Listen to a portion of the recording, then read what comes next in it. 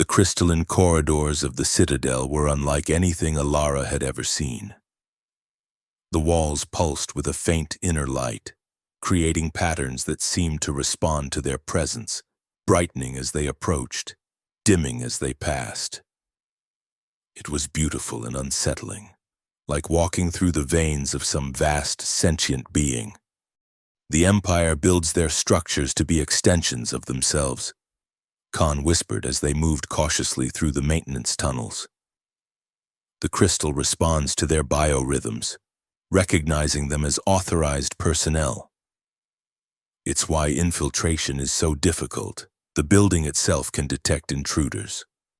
Then how are we moving through undetected? Jonas asked, his hand resting on his weapon. The maintenance tunnels are designed for service drones, Khan explained.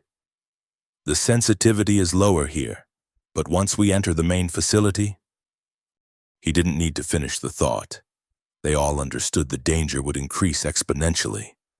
How much farther to Lyra's location? Alara asked, consulting the small holographic map they'd compiled from Khan's intelligence. 2 levels up, then across the central atrium. Khan replied.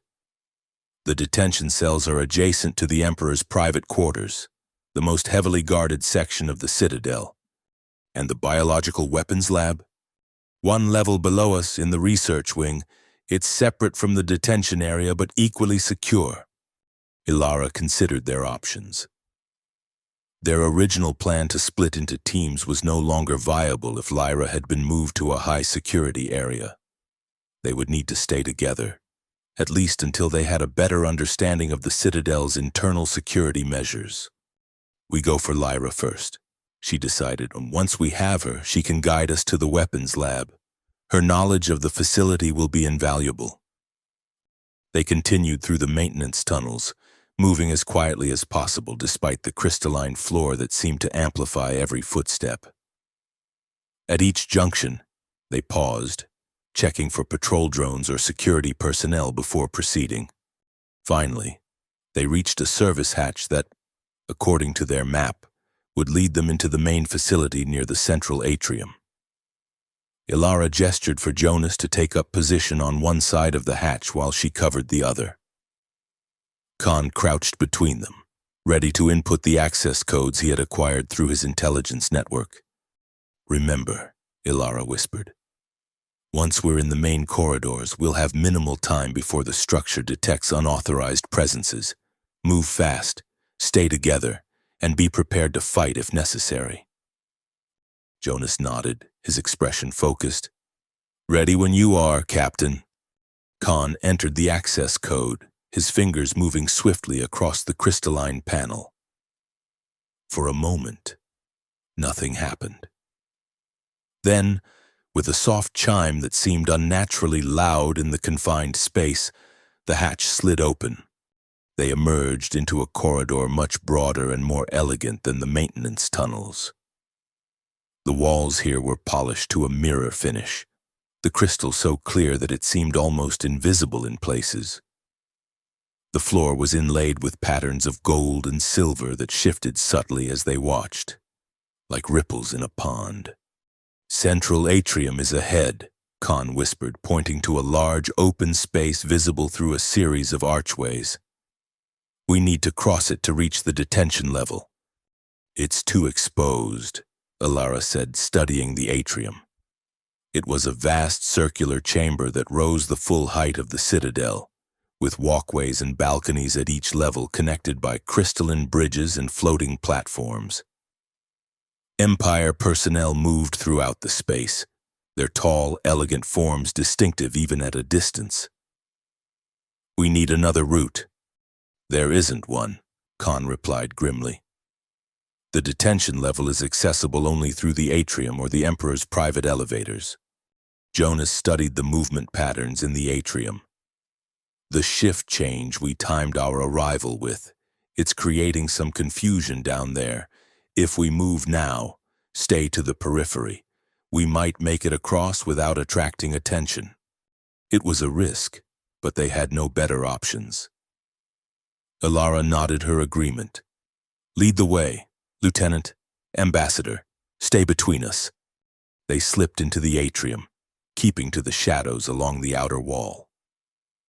The space was even more impressive up close, a cathedral of crystal and light, with the distant ceiling open to the stars above. Floating orbs of soft radiance drifted through the air, providing illumination that cast no shadows. Empire personnel moved with purpose throughout the chamber, their silver-blue skin and elegant features marking them as the elite of their society. None seemed to notice the three humans creeping along the perimeter. Not yet, at least. They had crossed perhaps half the distance to the detention level access when an alarm sounded. Not the blaring siren Alara had expected, but a soft, musical tone that nevertheless caused every Empire official in the atrium to stop and look up. "Intruder alert," Khan translated, his voice tight with tension. "They've detected us." "Run," Alara ordered, abandoning stealth for speed. "Straight across to the detention level access, now!" They sprinted across the open floor of the atrium, drawing startled exclamations from the Empire personnel they passed. Behind them, security officers were already responding, their crystalline weapons charging with a high-pitched whine.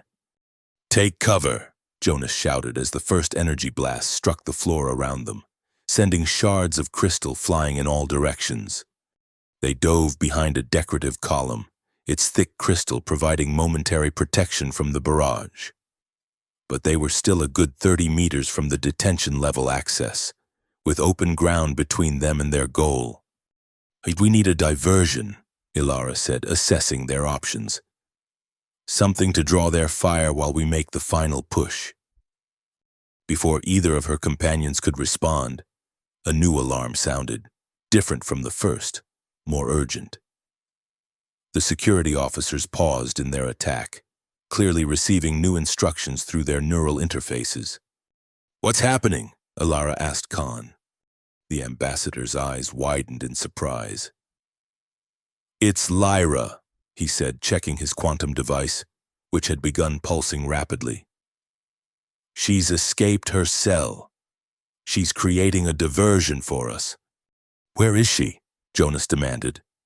"Upper level," Khan replied, pointing to a balcony several stories above them. "She's overriding environmental controls, causing system malfunctions throughout the Citadel." Indeed, the atrium was now in chaos. Lighting systems flickered erratically. Gravitational controls fluctuated, causing some of the floating platforms to drift off course, and security barriers appeared and disappeared at random intervals. The Empire personnel were scrambling to respond, their perfect coordination disrupted by the cascading failures. "This is our chance," Alara realized, while they're distracted. "No," Khan interrupted, his gaze fixed on the upper balcony. "Look." A figure had appeared at the railing, a woman, visibly human despite her Empire-style clothing.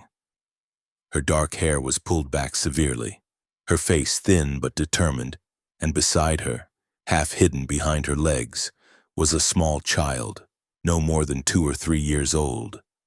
"Lyra," Khan breathed, "and our daughter." The woman Lyra spotted them below. For a moment, her composed expression broke, revealing a flash of desperate hope. She gestured urgently toward a service entrance on their level, then pointed to herself and made a downward motion. "She's coming to us," Khan translated. "Through the service corridors." "Then we need to secure that entrance." Ilara decided. "Then Jonas, provide covering fire. An ambassador, you're with me." With renewed purpose, they broke from their cover. Jonas laying down suppressive fire with his plasma pistol while Ilara and Khan sprinted for the service entrance Lyra had indicated. Empire security forces, still disoriented by the system's malfunctions, responded slowly, their shots going wide. They reached the entrance just as the door slid open, revealing a narrow service corridor beyond. Without hesitation, they slipped inside, Jonas backing in last, still firing at their pursuers. "The security override won't last much longer," Ilara warned as the door sealed behind them. "How long until Lyra reaches us?" "She knows these service routes better than I do," Khan replied, "if she's not detained again. Minutes at most." They waited in tense silence, weapons ready in case Empire security breached the door. After what seemed an eternity but was likely only a few minutes, they heard soft footsteps approaching from the other end of the corridor. Lyra appeared, the child clutched tightly in her arms. She stopped when she saw them, her eyes locking immediately on Khan. For a heartbeat, neither moved. Then they were in each other's arms, the child caught between them, all three holding each other with the desperation of those who had been separated too long. Ilara gave them a moment, then gently interrupted. "I hate to break this up, but we need to move. The biological weapons lab, can you lead us there?" Lyra pulled back from Khan, her expression shifting from joy to determination. "Yes," she said, her voice hoarse as if from disuse. "But you should know. They've accelerated the testing schedule. The pathogen is being prepared for deployment within hours, not days." "What changed?" Ilara asked sharply. "The Emperor himself is overseeing the final preparations," Lyra explained. "He arrived shortly before your ship penetrated the defenses. I think he knew you were coming." A cold sensation settled in Ilara's stomach. If the Emperor had anticipated their arrival, this could all be a trap, allowing them to penetrate the defenses only to capture them inside the Citadel. "We need to move quickly," she decided. "Lead the way to the lab. We'll destroy the pathogen and any research data, then head directly for the extraction point." Lyra nodded, shifting the child to a more secure position on her hip. The little girl, for Ilara could now see it was a daughter, had her mother's dark hair, but her eyes were a startling silver, unmistakably like those of Admiral Varek and the other Empire elites. "This way," Lyra said, starting down the corridor. "The lab is in the secure research wing, one level below us. There's a service elevator at the end of this passage that should take us directly there." As they moved through the narrow corridors, following Lyra's lead, Jonas fell into step beside Ilara. "If the Emperor knew we were coming," he said quietly, "the scrap heart could be in danger. Dr. Solis might not be able to hold position for extraction." "I know," Ilara replied grimly. "But we still have the element of surprise in one respect. They don't know about our enhanced weapons. If we need to fight our way out, we'll have that advantage at least." They reached the service elevator, a simple platform surrounded by a crystalline tube. Lyra placed her hand on the control panel, and the platform hummed to life. "My access hasn't been completely revoked," she explained as they stepped onto the platform. "They keep me functional enough to continue the research, but restricted enough to prevent escape. Until today, I hadn't found the right opportunity to override those restrictions." "What changed today?" Khan asked, his arm still around her shoulders as if afraid she might disappear again. Lyra's expression softened as she looked at him. "I received your message. After 3 years of silence, I finally knew you were coming for us. It gave me the courage to take the risk." The platform descended smoothly, taking them deeper into the Citadel. As they passed through the crystal shaft, Ilara caught glimpses of various levels: research laboratories, living quarters, command centers, all constructed with the same perfect crystalline precision that characterized Empire architecture. Finally, the platform stopped at a level that was noticeably different from the others. The walls here were opaque rather than transparent, the lighting harsh and functional rather than the soft glow that permeated the rest of the Citadel. "The research wing," Lyra said as they stepped off the platform. "Specifically, the biological weapons division. The main laboratory is through that security door." She pointed to a massive crystalline barrier at the end of the corridor. "How many personnel inside?" Alara asked. At this hour, minimal.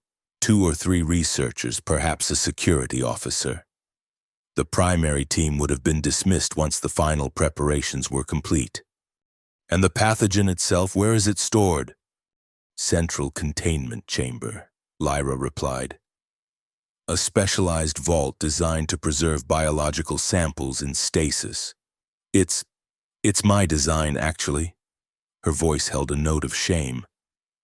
They forced me to create it, using my knowledge of both human and Empire biology. You did what you had to do to survive, Khan assured her.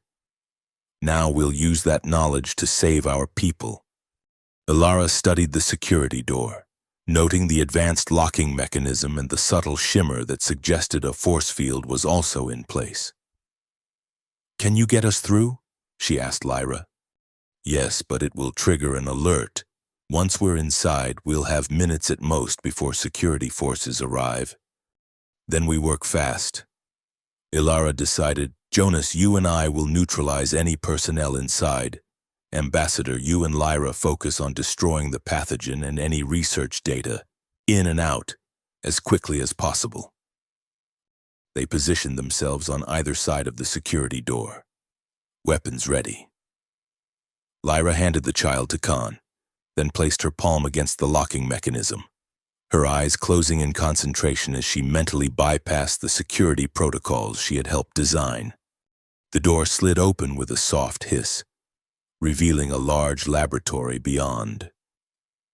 The space was dominated by transparent workstations, sophisticated equipment, and glowing displays showing what appeared to be molecular structures in constant flux. At the center of the room stood a cylindrical chamber, the containment vault Lyra had mentioned. 3 Empire researchers looked up in surprise as the door opened. Before they could react, Jonas fired his plasma pistol, the enhanced energy stunning rather than killing the first 2. Ilara targeted the third, who had managed to reach for an alarm panel. Her shot was precise, dropping the researcher before they could activate the alert. Clear, Jonas announced, scanning the room for additional threats. The containment vault, Lyra said urgently, moving toward the central chamber. The release sequence has already been initiated. We need to abort it immediately. She rushed to the control panel beside the vault, her fingers flying over the crystalline interface. Khan joined her, still holding their daughter, who watched the proceedings with unnaturally calm silver eyes.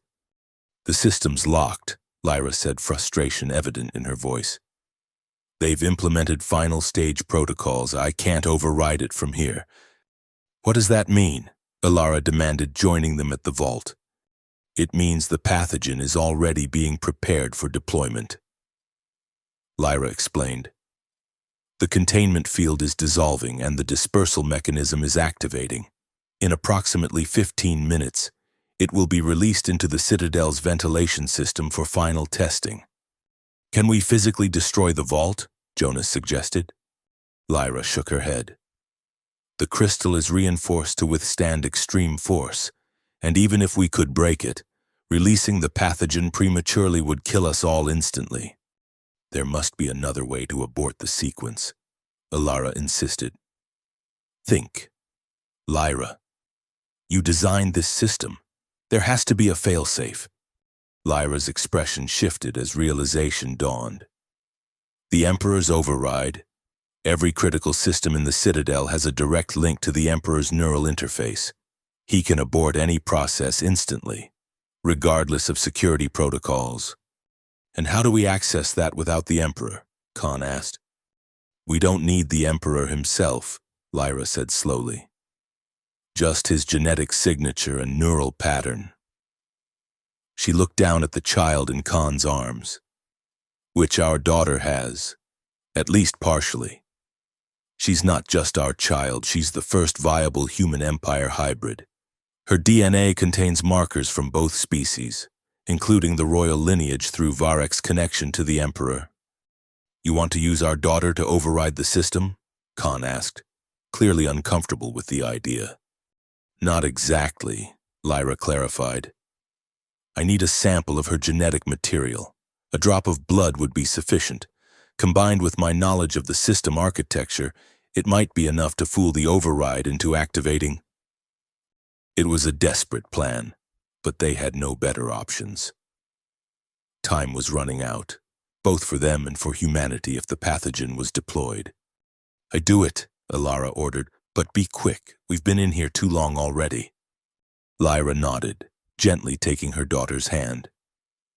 "This will hurt just a little, Sarah," she said softly. "But it's very important." The child, Sarah, nodded solemnly, as if understanding the gravity of the situation despite her young age. Lyra produced a small medical device from a nearby workstation, using it to extract a tiny drop of blood from Sarah's fingertip. The child didn't cry out, merely watched with those eerie silver eyes as her mother worked. Lyra rushed to a specialized interface panel, inserting the blood sample into a molecular scanner. "I need to reconfigure the system to recognize her partial signature as a valid override. It's never been attempted before. The system was designed to respond only to full Empire neural patterns." "How long will it take?" Ilara asked, glancing anxiously at the laboratory entrance. The stunned researchers were beginning to stir, and it wouldn't be long before security forces responded to the breach. "Minutes," Lyra replied, her attention focused on the complex sequences she was inputting. "Maybe less if I can bypass the secondary verification protocols." Jonas moved to the laboratory entrance, taking up a defensive position. "Company's coming," he warned, hearing the distinctive sound of Empire security forces approaching. "Multiple hostiles, moving fast. Hold them off as long as you can," Ilara ordered, joining him at the door. "Ambassador, gather any data you can find on the pathogen research. If we can't destroy it, we at least need evidence of what they were planning." Khan nodded, setting Sarah down beside her mother and moving to the research terminals.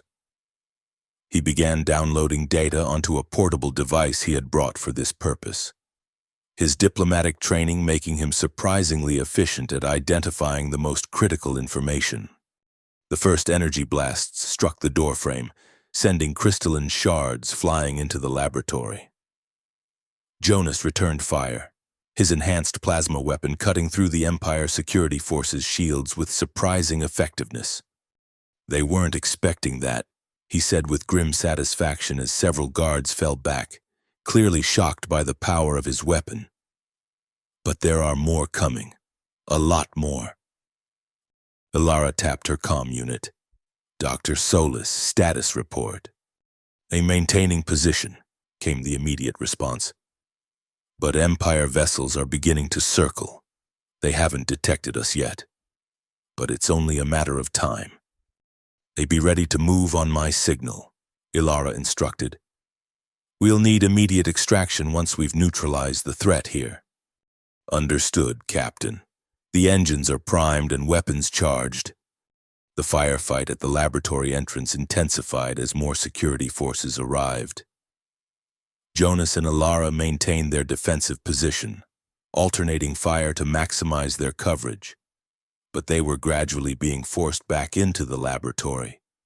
"Lyra, status?" Ilara called over her shoulder. "Almost there," Lyra replied, her voice strained with concentration. "The system is accepting the genetic markers, but the neural pattern recognition is proving more difficult. Sarah's hybrid nature is causing the verification algorithm to fluctuate.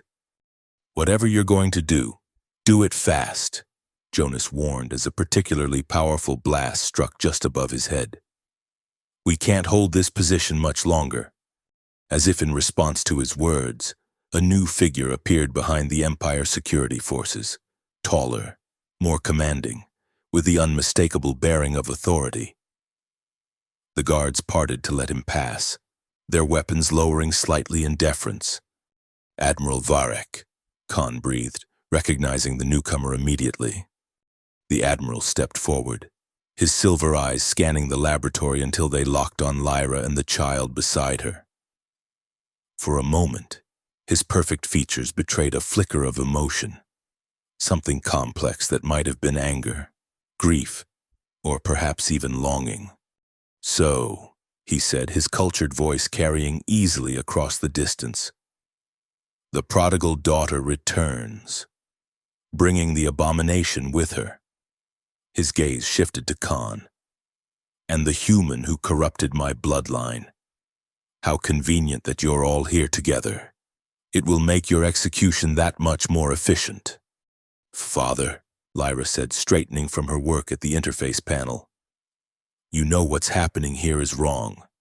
Using biological weapons against humans, it's genocide, not war." Varick's expression hardened. "It is evolution, daughter. The strong replacing the weak, as nature intended. Humanity has had its chance to prove its worth, and it has failed." "Is that what you truly believe?" Khan asked, stepping forward despite the weapons trained on him. "Or is it what the Emperor has told you to believe? Because from where I stand, it seems humanity has done nothing but exceed expectations. Your daughter fell in love with a human. Your granddaughter represents the future, proof that our species can coexist, even unite." "Silence," Varick snarled, his composure cracking. "That child is an aberration, a threat to the purity of Empire bloodlines. The Emperor has declared it so."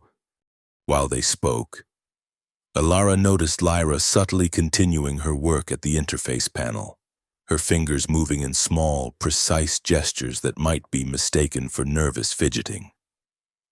She was still attempting to override the containment system, using the distraction of the confrontation as cover.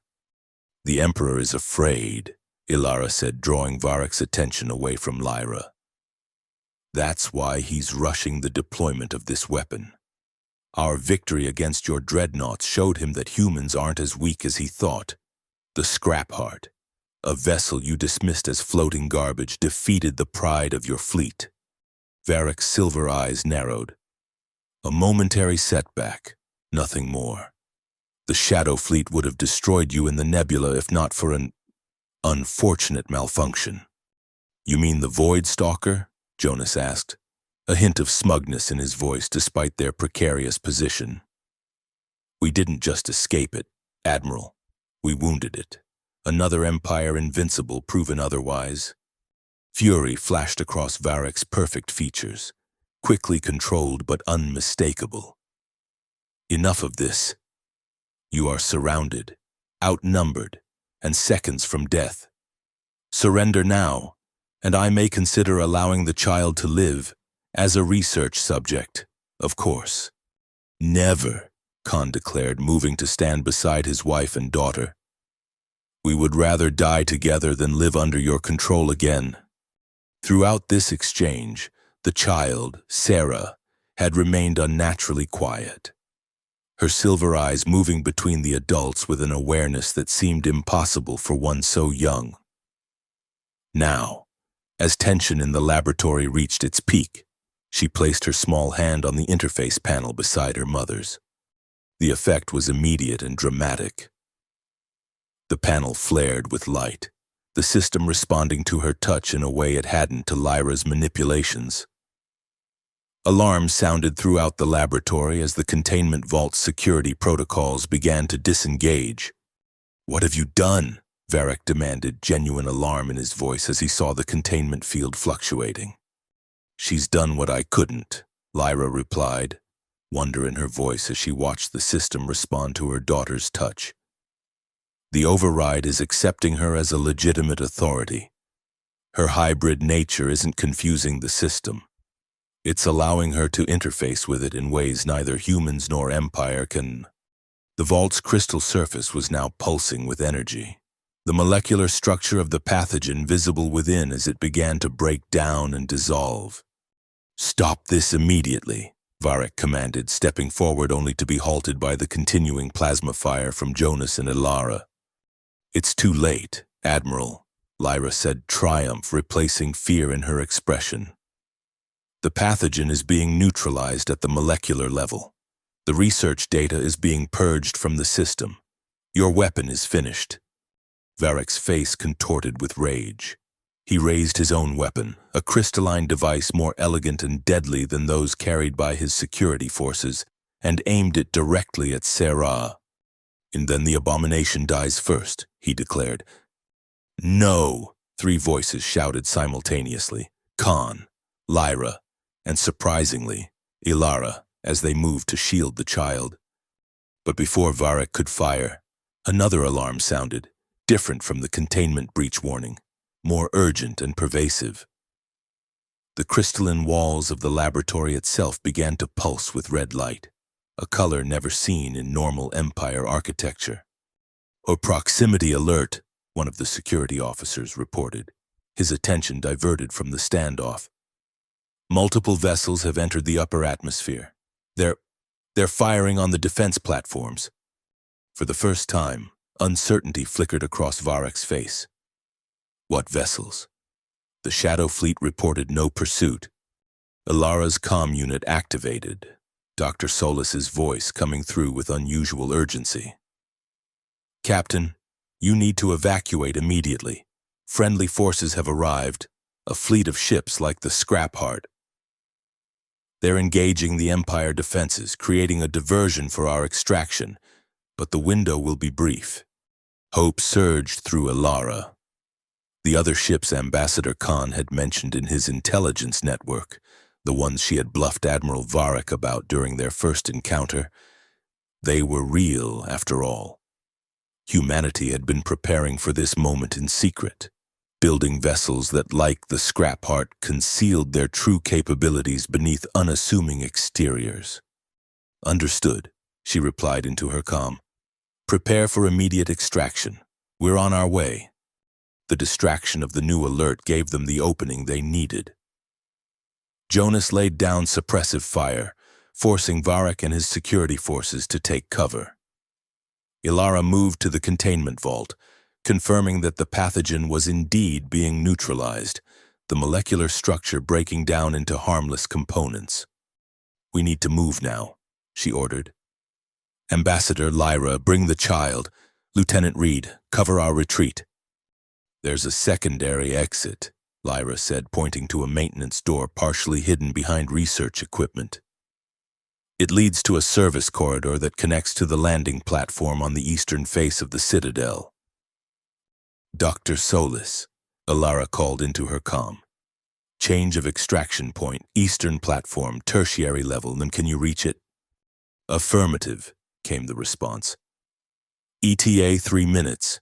Be advised, Empire defenses are actively engaging our forces. The situation is volatile." They moved quickly toward the maintenance door, Jonas maintaining covering fire as they retreated. Varek, realizing their intention, bellowed orders to his security forces, urging them to prevent the escape at all costs. The first of the guards managed to push through Jonas's barrage, only to be met by Ilara's precise shot. More followed, forcing them into a fighting retreat as they backed toward the exit. "Go!" Jonas shouted to the others as he held position at a choke point in the laboratory. "I'll hold them here and follow."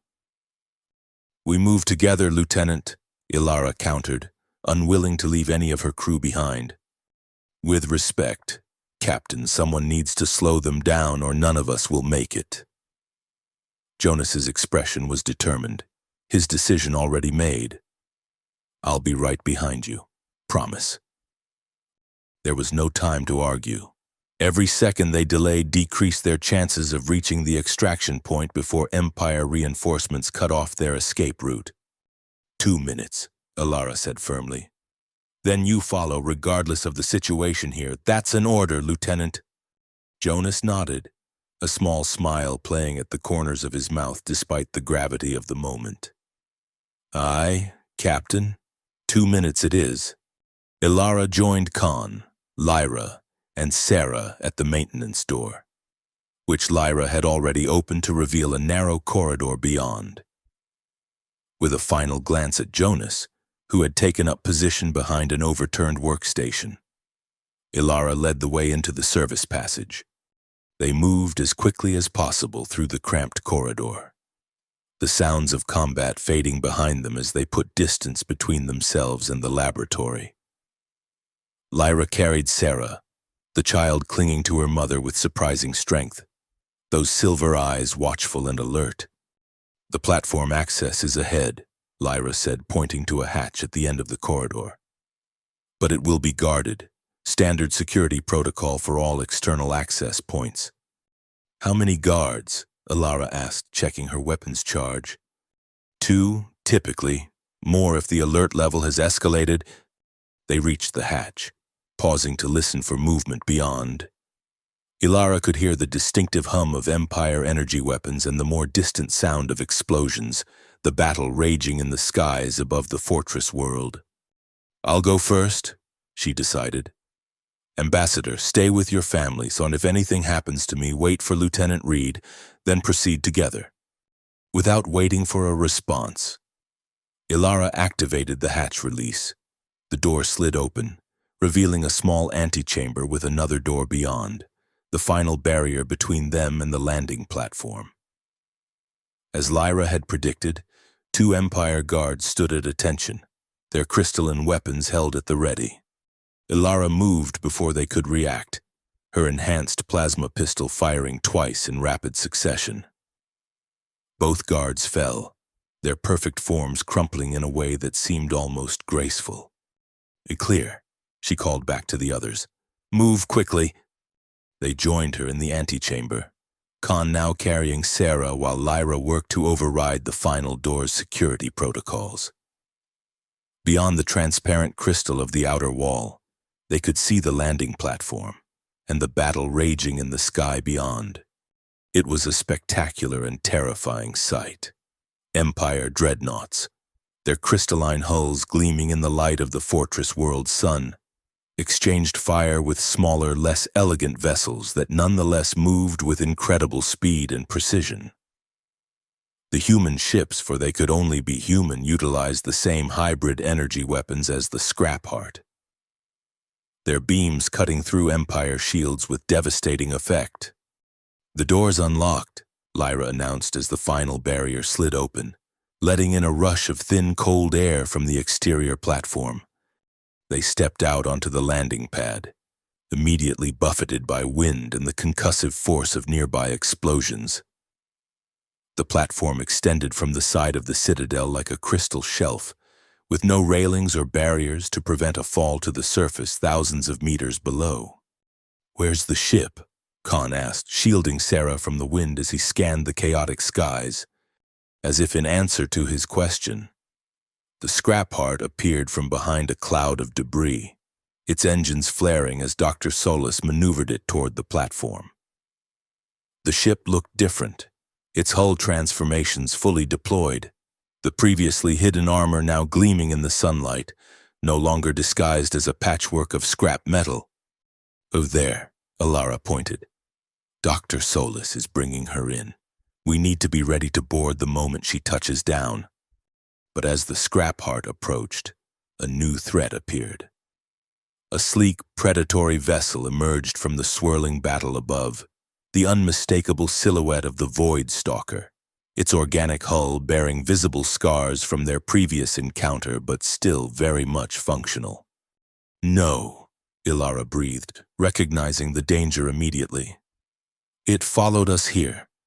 The Void Stalker oriented toward the Scrap Heart, its strange weapons, those dark orbs of energy-draining power beginning to form along its hull.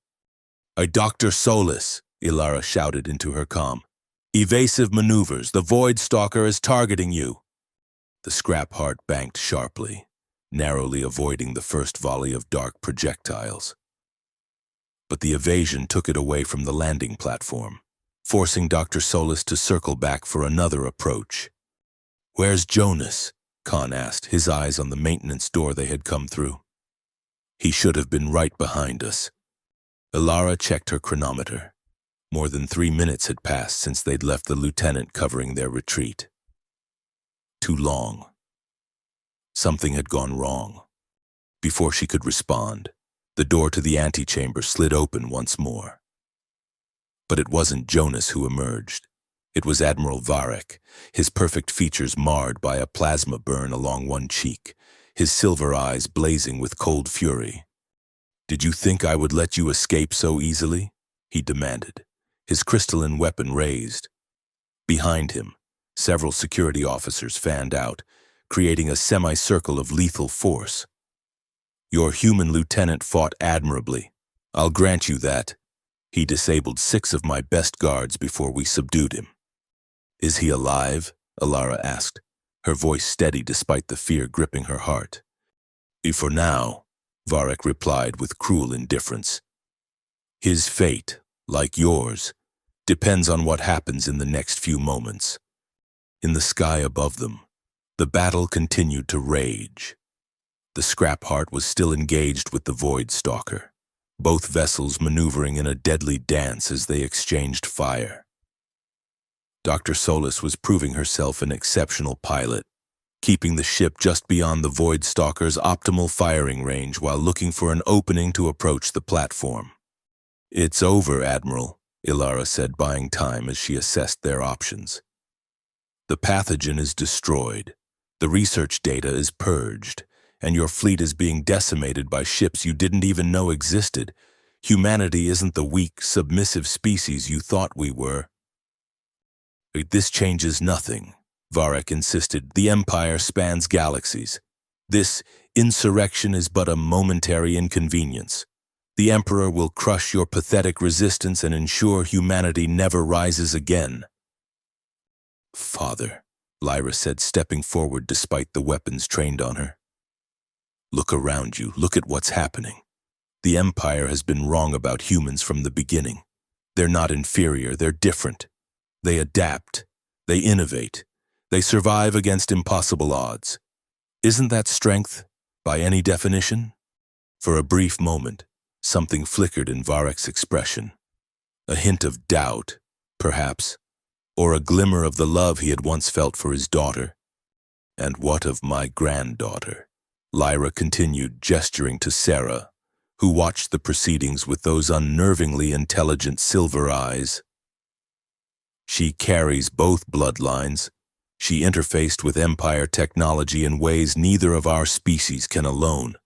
Doesn't that suggest there's value in our differences, in cooperation rather than domination?" Varek's gaze shifted to the child, and for the first time, he truly looked at her, not as an abomination to be destroyed, but as a living being, part of his lineage despite her human heritage. "The Emperor has declared," he began, but Lyra interrupted. "The Emperor isn't here, Father, you are. Make your own decision, not his." The moment stretched, taut with possibility. Above them, the Scrap Heart had finally gained the upper hand against the Void Stalker, its hybrid energy weapons creating visible ruptures in the organic hull of the enemy vessel. With a final, decisive blast, the Scrap Heart severed one of the Void Stalker's primary propulsion arrays, sending it spinning away from the battle, trailing debris and atmosphere. Taking advantage of the opening, Dr. Solis brought the ship into a rapid descent toward the landing platform. Varek's security forces raised their weapons, preparing to fire on the approaching vessel. "Oh, hold!" Varek commanded suddenly, his voice cutting through the chaos. The guards hesitated, clearly confused by the order. Varek lowered his own weapon, his silver eyes still fixed on Sarah. "The child," he said quietly. "She will remain with me. The rest of you may go."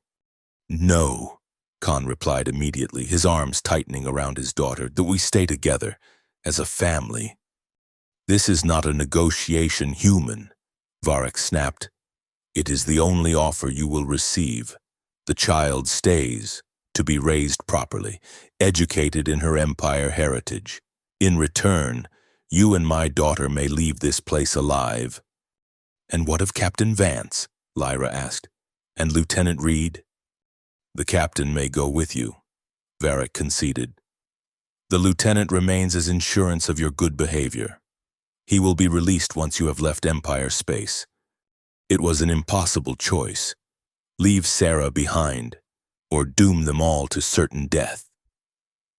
Ilara could see the anguish on Khan's face, the desperation in Lyra's eyes.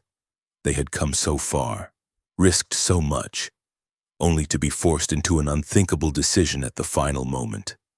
The scrap heart was now hovering just off the edge of the platform, its landing ramp extending toward them. Dr. Solis's voice came through Ilara's comm unit, tense but controlled. "Captain, the Empire fleet is regrouping.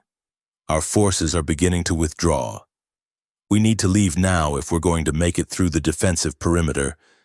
Time had run out. They needed to decide, and they needed to decide now. But before any of them could speak, Sarah herself broke the silence. The child squirmed in Khan's arms until he set her down, then walked with steady steps toward Varek. The Admiral watched in surprise as his granddaughter approached, stopping just out of reach. "No, Sarah," Lyra called, moving to retrieve her daughter, "to come back." Sarah turned to look at her mother, and in that moment, something passed between them. A communication that went beyond words. Lyra stopped, her expression shifting from fear to wonder. "She wants to go with him," Lyra said softly. She's choosing this." "That's impossible," Khan protested. "She's a child. She can't possibly understand." "She understands more than we realize," Lyra interrupted. "I've seen it in the laboratory. Her mind works differently, faster, more intuitively. She sees connections we don't." Sarah turned back to Varek, those silver eyes, so like his own, meeting his gaze with a directness that few adults could manage. She extended her small hand toward him, a clear invitation. After a moment's hesitation, Varek knelt down to her level, his tall frame bending with unusual grace. "You would stay willingly?" he asked, his voice softer than they had ever heard it. Sarah nodded, then pointed to her parents and back to Varek, making a circular motion with her finger. "I think," Lyra translated carefully, "she's saying she'll stay if we can return. If this isn't goodbye." Varek considered this, his expression unreadable. The battle still raged around them, the fortress world's defenses continuing to exchange fire with the human fleet. The scrap heart hovered at the edge of the platform, its engines straining to maintain position in the turbulent air. "Very well," he said finally. "The child stays with me, but you," he looked at Lyra, "may return to visit, under strict conditions, of course, the human." He glanced dismissively at Khan. "Will not be permitted on Empire territory again. And our officers?"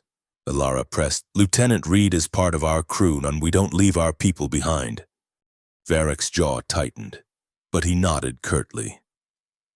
"The lieutenant will be released to your custody. But know this, Captain Vance, if you ever enter Empire space again without explicit permission, there will be no mercy, regardless of my arrangement with my daughter. It wasn't a perfect solution, but it was better than they could have hoped for given the circumstances." Ilara nodded her acceptance of the terms. "Bring the lieutenant," Varek ordered his guards, "and prepare to stand down. Allow their vessel to depart without interference." As the guards moved to comply, Lyra knelt beside her daughter, tears streaming down her face. "Are you sure about this, Sarah? You don't have to stay. We can find another way." Sarah placed her small hand against her mother's cheek, that same silent communication passing between them. After a moment, Lyra nodded, accepting her daughter's decision even as it broke her heart. She believes she can change things from within. Lyra explained to Khan and Ilara. She sees herself as a bridge between our species. And she's right. Her unique nature gives her influence that none of us could ever have.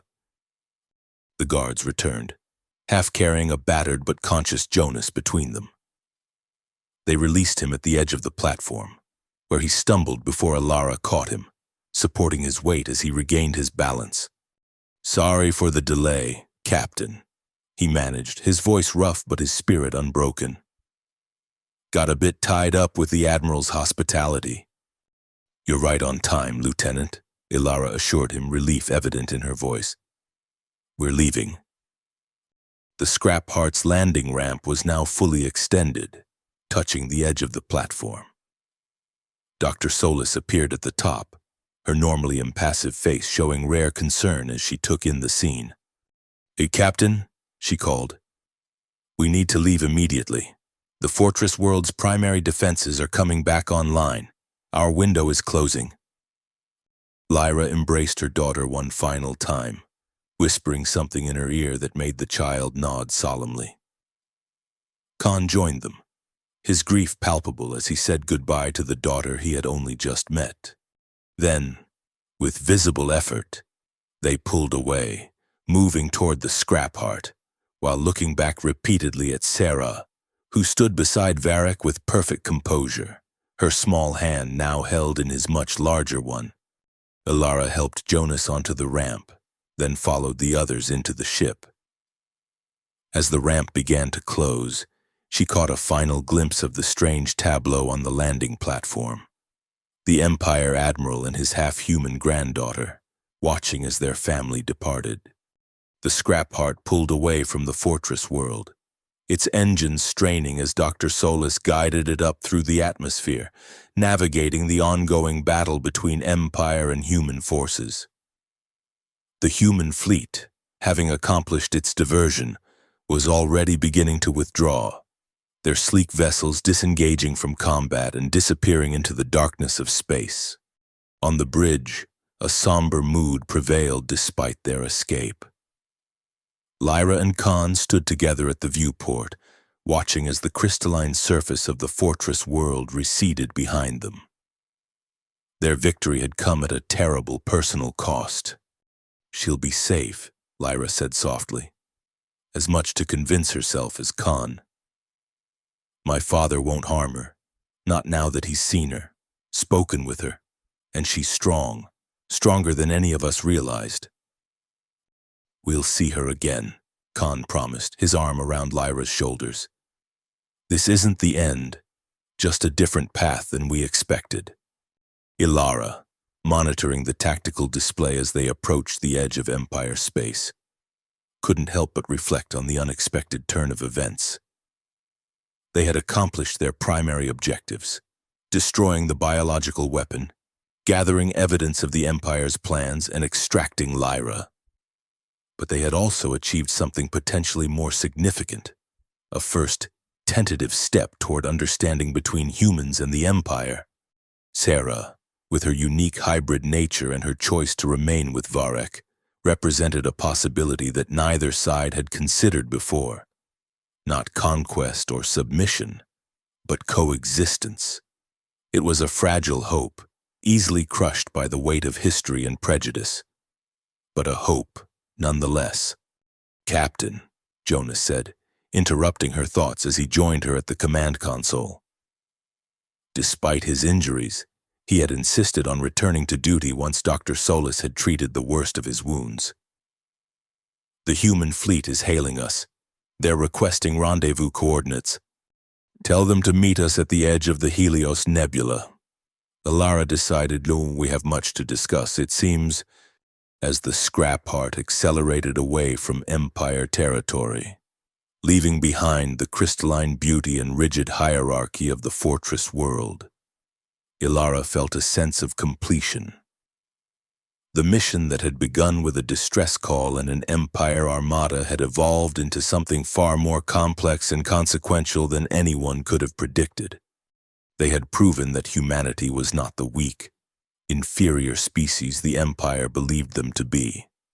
They had shown that intelligence, adaptability, and courage could overcome even the most overwhelming technological advantages. And perhaps most importantly, they had demonstrated that change was possible, that the future wasn't predetermined by the past. The Scrap Heart, once mocked as floating garbage, had become a symbol of human resilience and ingenuity. Its patchwork hull and jury-rigged systems had concealed strengths that the Empire, in its arrogance, had failed to anticipate or understand. As they reached the safety of neutral space, Ilara turned to her crew, to Jonas with his irrepressible spirit, to Dr. Solis with her quiet brilliance, to Khan and Lyra with their hard-won reunion and bittersweet sacrifice. They had faced impossible odds together and emerged victorious, if not unscathed. "Set course for home," she ordered, settling into the captain's chair.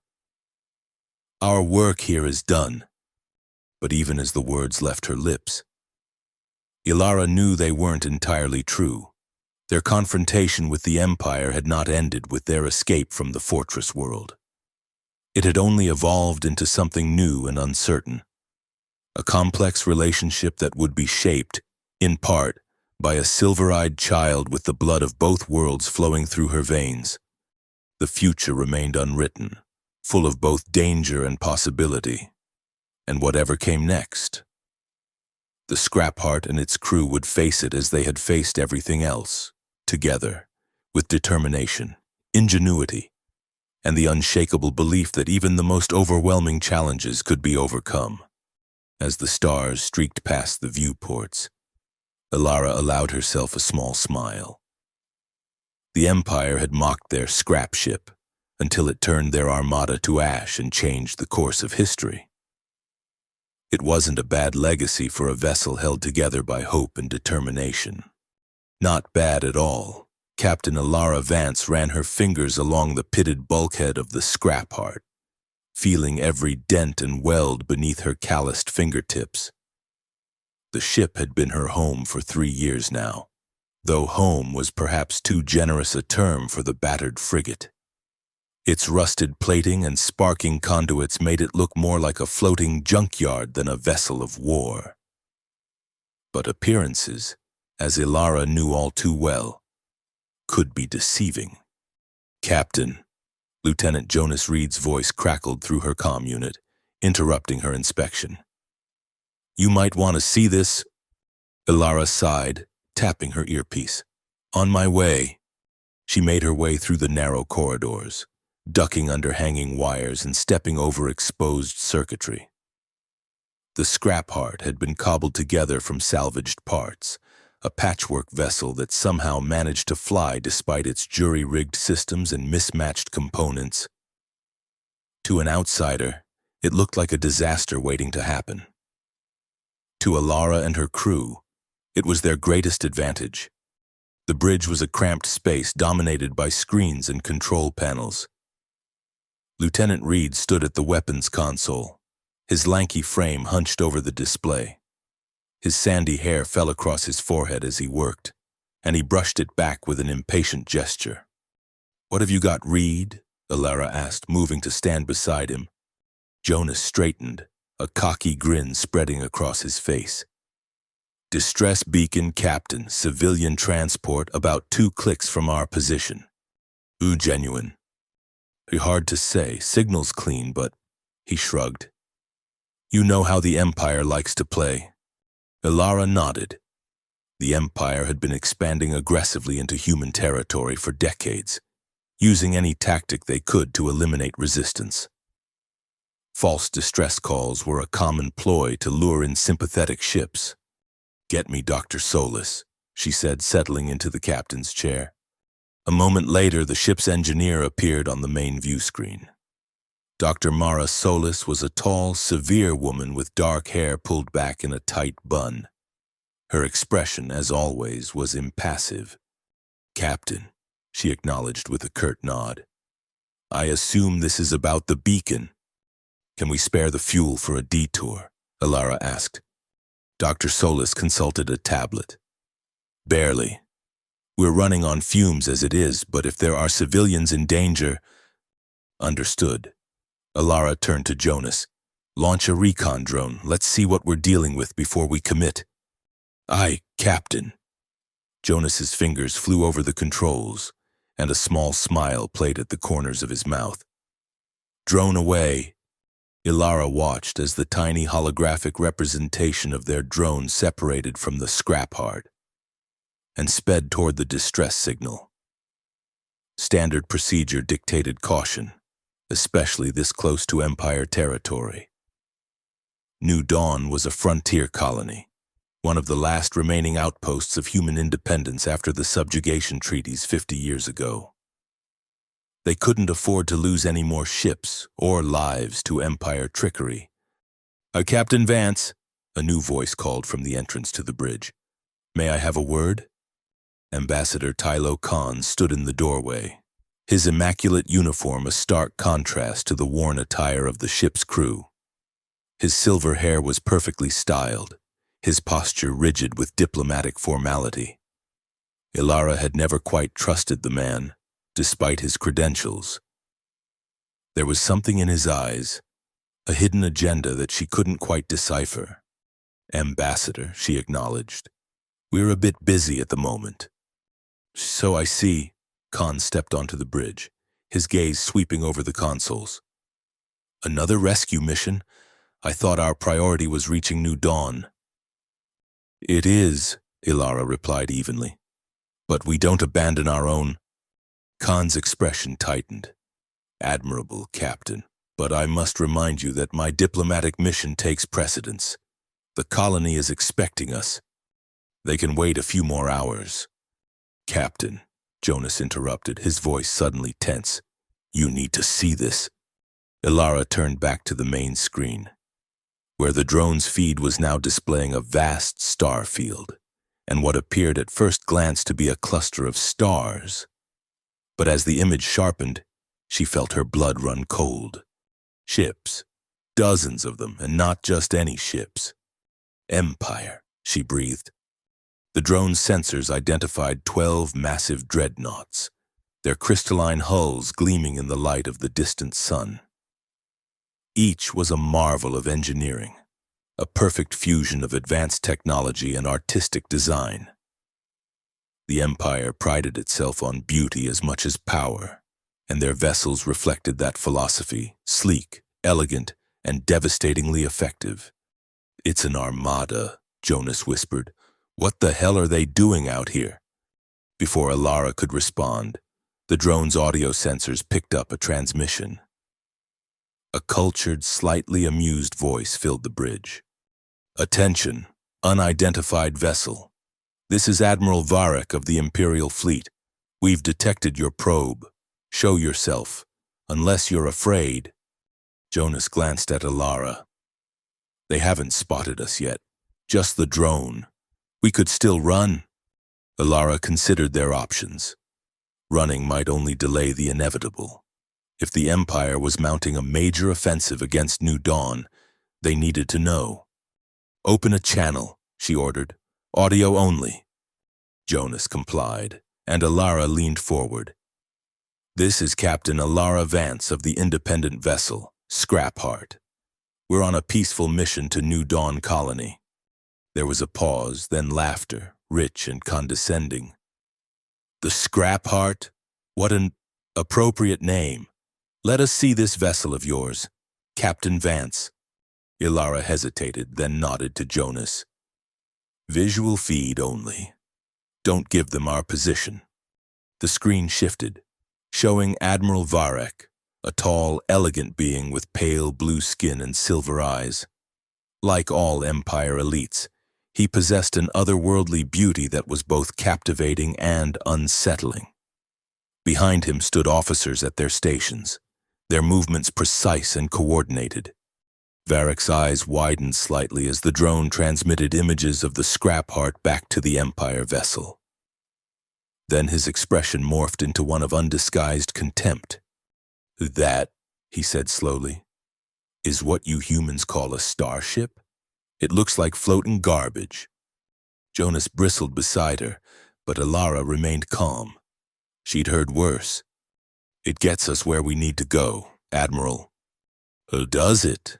Varek smiled, revealing teeth so white they seemed to glow. And where might that be, Captain? Surely not anywhere near our fleet. That would be unwise. As I said, we're bound for New Dawn, humanitarian mission. How charitable. Varric's smile didn't reach his eyes. Unfortunately, that colony now falls under Empire protection. We're establishing a more formal presence there. Invasion. The word hung unspoken in the air.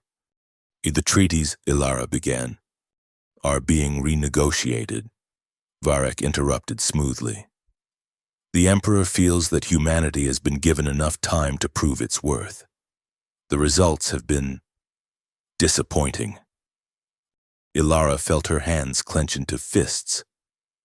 50 years ago, when the Empire first encountered Earthships, they'd offered a simple choice: serve or be destroyed. Humanity had chosen a third option: negotiation. The resulting treaties had been oppressive but allowed for some independence in the outer colonies. Now, it seemed, even that small freedom was being revoked. Return to wherever you came from, Captain. Varric continued. That pile of scrap you call a ship wouldn't survive 30 seconds against even one of our dreadnoughts. Ilara exchanged a glance with Jonas, who gave an almost imperceptible nod. They'd prepared for this moment, hoped it wouldn't come, but prepared nonetheless. You may be right, Admiral, Ilara said, forcing a tremor into her voice. We'll change course immediately. A wise decision. Varric's smile widened. Although, perhaps a demonstration is in order to ensure the message reaches all of your kind. On the screen, Ilara saw 2 of the crystal dreadnoughts detach from the main fleet, their engines flaring to life.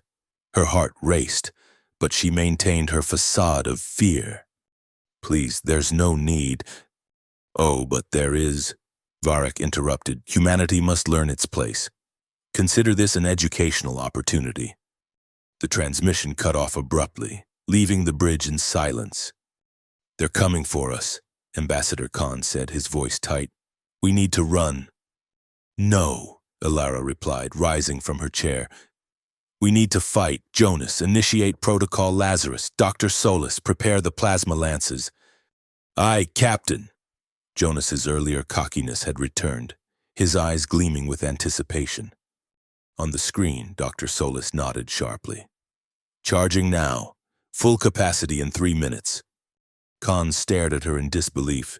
You can't be serious. That's suicide. No, Ambassador, Ilara said, a small smile playing at her lips. That's strategy. She turned to address the entire bridge crew. You all know the plan. We've trained for this. The Empire thinks we're weak because we look weak. They see our rusted hull and outdated weapons and assume we're no threat. Her voice hardened. Let's show them how wrong they are. As the crew rushed to their battle stations, Jonas lingered at his console, his expression unreadable. Something on your mind, Lieutenant? Ilara asked. Just wondering if you're actually enjoying this, he replied with a half-smile. Finally getting to stick it to the Empire after all these years. Ilara's mind flashed to images she'd spent years trying to forget. Her previous ship exploding under Empire fire, the screams of her crew as they died, her own desperate escape in a damaged shuttle. The nightmares still haunted her, fueling her determination to never be helpless again. This isn't about enjoyment, Reed, she said quietly. It's about survival. Jonas's smile faded. Right. Sorry, Captain. He hesitated. For what it's worth, there's no one else I'd rather have leading us into this fight. Their eyes met, and Ilara felt a familiar warmth in her chest, one she'd been ignoring for months. Now wasn't the time for such complications. She nodded briskly and turned away. You'd get those systems looking like they're failing, she ordered. Make it convincing. Oh, I'll give them a show they'll never forget, Jonas promised, his fingers already dancing across the control panel. Throughout the ship, lights began to flicker, and alarm sirens wailed as systems appeared to malfunction catastrophically. On the external cameras, the 2 Empire dreadnoughts grew larger, their crystalline surfaces catching and refracting starlight in dazzling patterns. beautiful and deadly, the perfect embodiment of the Empire itself. "They're hailing us," Jonas reported. "Put them through," Ilara said, slouching deliberately in her chair and arranging her features into an expression of panic. Admiral Varek's face appeared on the screen, his smile predatory. "Having technical difficulties, Captain." "Please," Ilara said, allowing her voice to crack. "Our core is destabilizing, and we need time to—" "Our time," Varek laughed. "I'm afraid that's one luxury humanity has run out of. But don't worry. Your little vessel will make an excellent example for the colonists. They'll understand the futility of resistance when they see what happens to those who cling to their independence." Behind Ilara, Ambassador Khan stepped forward. "Admiral Varek, I am Ambassador Tylo Khan, representing the United Colonies. This aggression violates 17 separate articles of the Treaty of Seoul. I demand—" "You demand nothing," Varek snapped, his perfect features contorting with sudden anger. "Your treaties are worth less than the data they're stored on. The Emperor has spoken. Humanity will serve, or humanity will perish." The transmission cut off again. "Well," Jonas said dryly, "that went well." Ilara ignored him, turning to Khan. "Thank you, Ambassador, that was unexpected." Khan's expression was grim. "Contrary to what you might think, Captain, I do care about humanity's future. I simply believe diplomacy is our best path forward. And now?"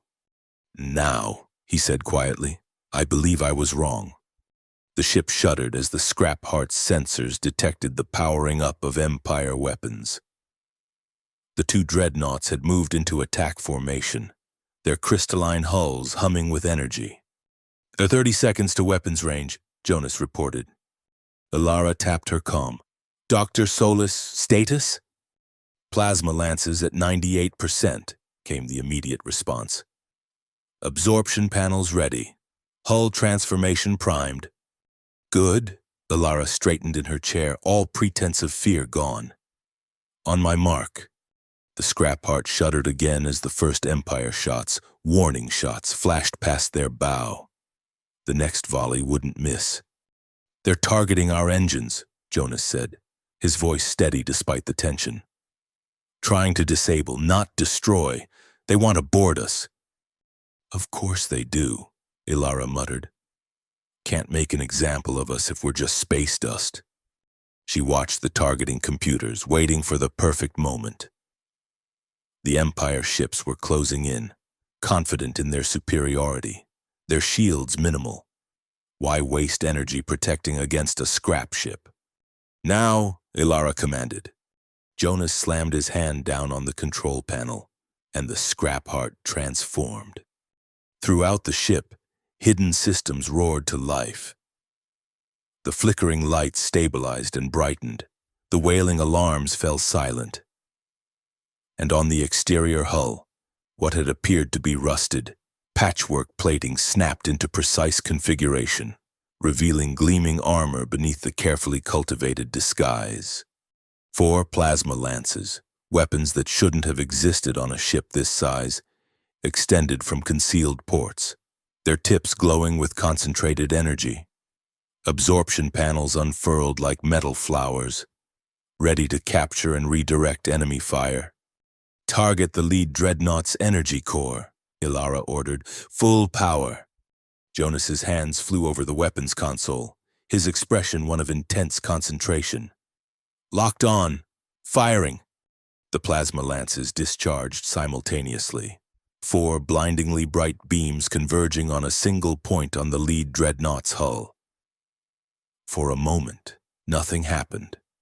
Then, with dreamlike slowness, cracks began to spread across the crystalline surface, light pouring from within as the ship's energy core destabilized.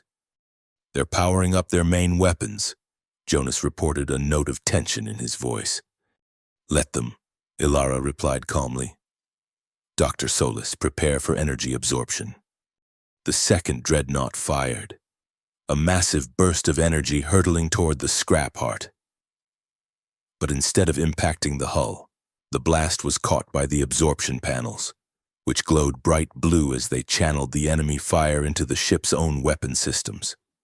Absorption successful, Dr. Solis reported from engineering. Rerouting to secondary lances. Empire ship is hailing us, Jonas said, a grin spreading across his face. Ignore it, Alara ordered.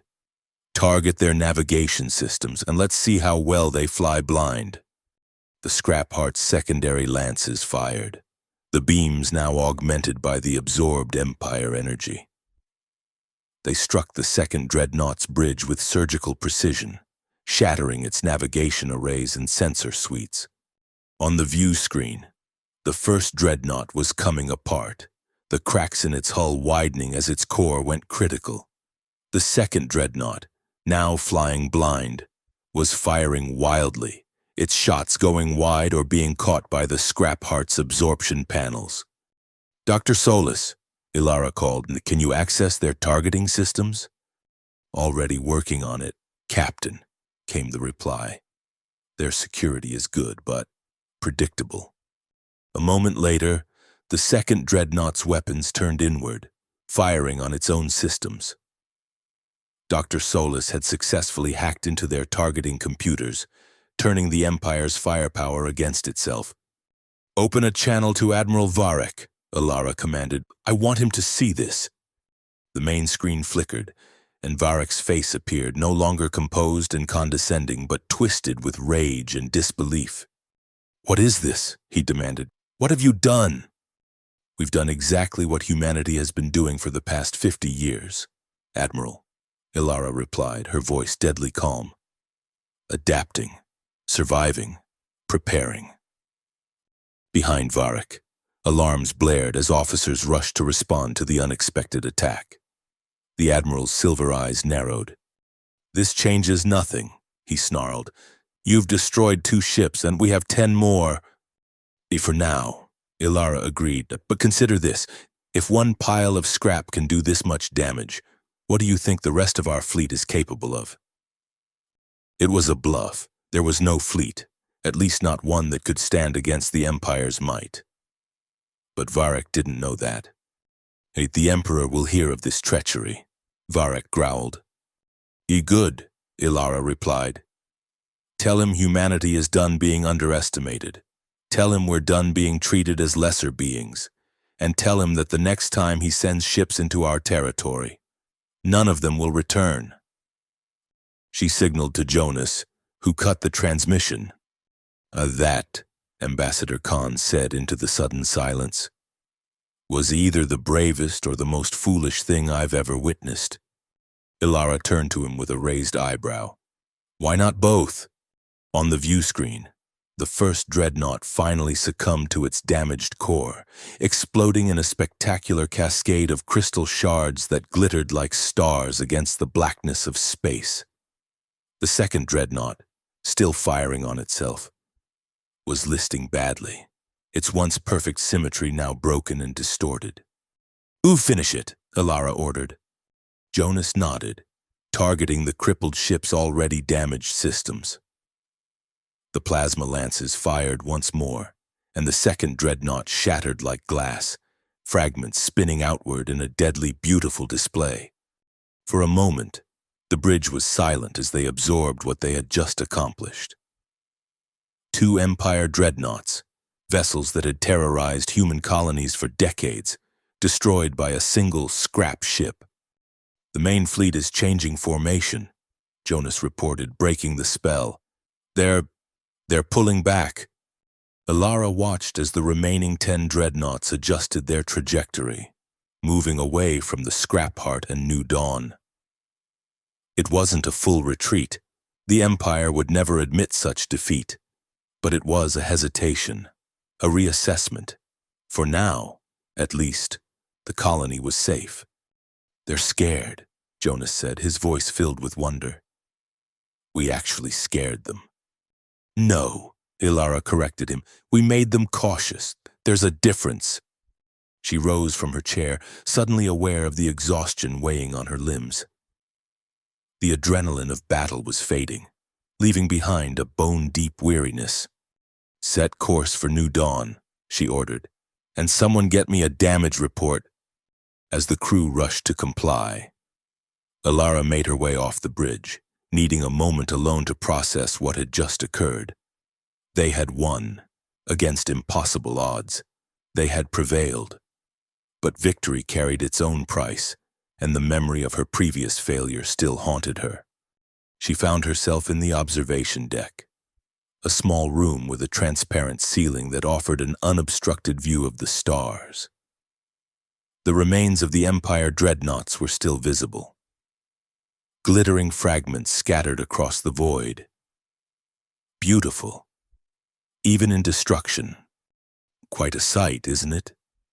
Ilara turned to find Jonas standing in the doorway, his lean frame silhouetted against the corridor lights.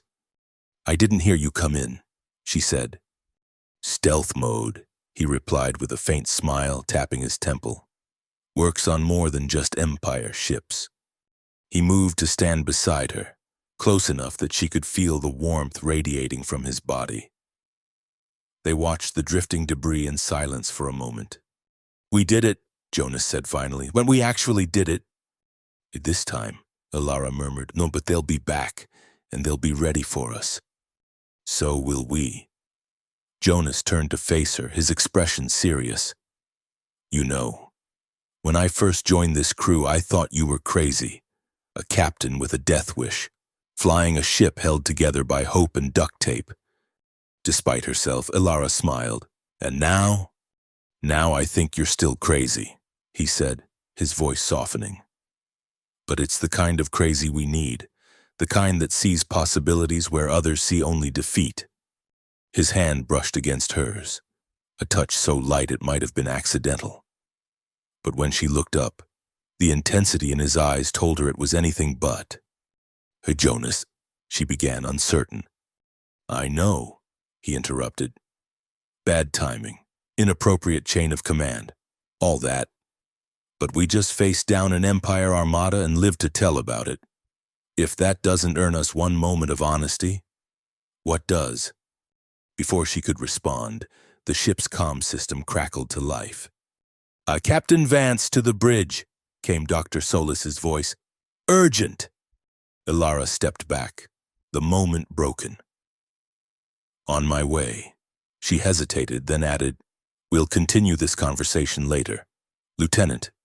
Jonas nodded, a mixture of hope and resignation in his eyes. "I'll hold you to that, Captain." When they returned to the bridge, they found Dr. Solis already there, her tall frame bent over a console as she analyzed data with rapid efficiency. Ambassador Khan stood nearby, his expression troubled. "What's the situation?" Ilara asked. Dr. Solis straightened. "The Empire fleet is transmitting on all frequencies. They're demanding safe passage out of our territory." "They're retreating?" Jonas asked incredulously. "More like regrouping," Dr. Solis replied. "But they're requesting formal permission to withdraw without further engagement." Ilara considered this. The Empire never asked permission for anything. This was unprecedented and suspicious. "It could be a trap," Ambassador Khan warned, echoing her thoughts. "A way to lure us into complacency before they strike again." Or, Jonas countered, "they genuinely don't want to tangle with us again. We did just destroy 2 of their invincible dreadnoughts." Ilara moved to the communications console. "Put me through to Admiral Varek." A moment later, the Admiral's face appeared on the screen. His earlier rage had been replaced by a cold, calculating expression. "Captain Vance," he acknowledged stiffly, "I trust you've received our transmission." "I have," Ilara replied, "and I'm wondering why the mighty Empire is suddenly interested in diplomatic niceties." A muscle twitched in Varek's jaw. "Circumstances have changed. We are reassessing our approach to the human colonies." "Because of 2 ships?" Ilara raised an eyebrow. "I find that hard to believe."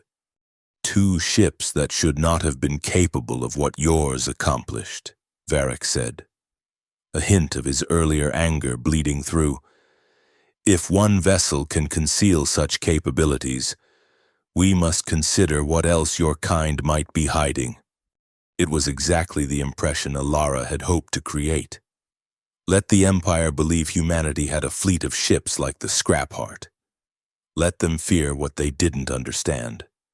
You have my permission to leave our territory, she said finally. But know this, Admiral. Any further aggression against human colonies will be met with the same response. Only next time, we won't stop at 2 ships. Varric's silver eyes narrowed. This isn't over, Captain. No, Alara agreed. It's just beginning. The transmission ended, and Alara turned to face her crew. Set course for New Dawn, full speed.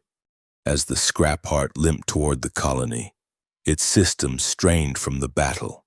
News of their victory spread. The Empire's retreat was broadcast across human networks. The footage of the dreadnought's destruction played and replayed. The scrap ship that had turned an Armada to ash became an instant legend, a symbol of hope for a species that had lived too long under the shadow of Empire dominance. In her quarters, Alara watched the broadcasts with mixed emotions. They had won a battle, yes, but the war was far from over. The Empire would return, better prepared and more determined than ever. And when they did, the Scrapheart would need to be ready. A knock at her door interrupted her thoughts. Enter, she called. Jonas stepped into the room, holding 2 glasses and a bottle of amber liquid. Thought you might need this, he said, placing the items on her desk. It's not exactly fine brandy, but it'll do the job. Alara smiled faintly. Medicinal purposes only, of course. Of course. Jonas poured 2 measures and handed her a glass. 2 impossible victories, he said, raising his drink in a toast. And surviving to fight another day, Alara added, clinking her glass against his. They drank in companionable silence for a moment. The crew's calling you the Iron Captain, Jonas said eventually. After that performance with Varric, Alara snorted. Ridiculous. I don't know, Jonas mused, leaning against her desk. It has a certain ring to it, better than the psychologist anyway. Alara stiffened. Her previous career wasn't something she discussed often. How did you? I make it my business to know who I'm serving under, Jonas replied with a shrug. Ex-fleet psychologist, specialized in enemy tactics and psychological warfare. Top of your class at the academy. Until I failed to predict an Empire ambush that cost 67 lives. Alara finished quietly. Yes, I'm aware of my history. Lieutenant. Jonas's expression softened. That wasn't your fault, Alara. Wasn't it? She set down her glass. I was brought on specifically to anticipate Empire behavior. I missed the signs. People died. People die in war, Jonas said gently. You can't carry that weight forever. Watch me, Alara muttered. Jonas stepped closer, his eyes intent on hers. You saved New Dawn today. You saved all of us. Doesn't that count for something? Before she could answer, there was another knock at the door. Dr. Solis entered without waiting for permission, her tablet clutched in one hand. Captain, she said, nodding briefly to Jonas before focusing on Alara. I've completed the damage assessment. We'll need significant repairs once we reach New Dawn, but all critical systems are functional. Thank you, Doctor, Alara replied, grateful for the interruption. And the plasma lances? Depleted but intact. They'll need time to recharge. How much time? Dr. Solis consulted her tablet. At least 48 hours, possibly longer. The absorption panels took more strain than anticipated. Alara frowned. That leaves us vulnerable if the Empire decides to return. Not entirely, Dr. Solis said, a rare hint of emotion, pride, coloring her voice. The Nova cannon is still operational. Jonas whistled low. So it actually works. I thought that was just a rumor to boost morale. It works, Dr. Solis confirmed. Though I wouldn't recommend using it except as a last resort. The power requirements are substantial. Ilara nodded. The Nova cannon was their final ace, a weapon of such destructive capability that its very existence violated several interstellar treaties. If the Empire knew they possessed it. Let's hope it doesn't come to that, she said. Thank you, Dr. Solis. Get some rest. You've earned it. After the engineer left, Jonas turned back to Ilara. You know, for someone who claims to have failed, you've put together one hell of a ship. The plasma lances, the absorption panels, the Nova cannon. This pile of scrap is probably the most advanced vessel in human space. It's not enough, Ilara said softly, and it's never enough. It was today. Jonas moved closer still, close enough that she could see the flecks of gold in his green eyes. Today, you were enough. And then he was kissing her, his lips warm and insistent against hers. For a moment, Ilara allowed herself to respond, to sink into the comfort and heat of human connection. But then reality reasserted itself, and she pulled away. We can't, she said, though her body screamed otherwise. I'm your commanding officer. Technically, Jonas pointed out with a wry smile. We're all mercenaries on this ship. The chain of command is a courtesy, not a regulation. Even so, Jonas sighed, stepping back. Always by the book, even when there is no book. He ran a hand through his hair. Fine, but this isn't over, Captain. Not by a long shot. After he left, Ilara remained at her desk, her mind churning with conflicting emotions. The victory against the Empire, the moment with Jonas, the weight of past failures and future responsibilities. It was all too much to process at once. A subtle chime from her console alerted her to an incoming message. Private channel, encrypted, curious. She accepted the transmission. Ambassador Khan's face appeared on the small screen. Captain, he greeted her, his voice low. I apologize for the late hour, but this couldn't wait. There's something you need to know about my diplomatic mission. Ilara leaned forward, instantly alert. I'm listening. The Empire took something from me, Khan said, his formal demeanor cracking to reveal a deep, seething anger beneath. Someone, my daughter. She was studying xenobiology on an outpost near Empire space. They claimed she was spying, took her into custody. His voice broke slightly.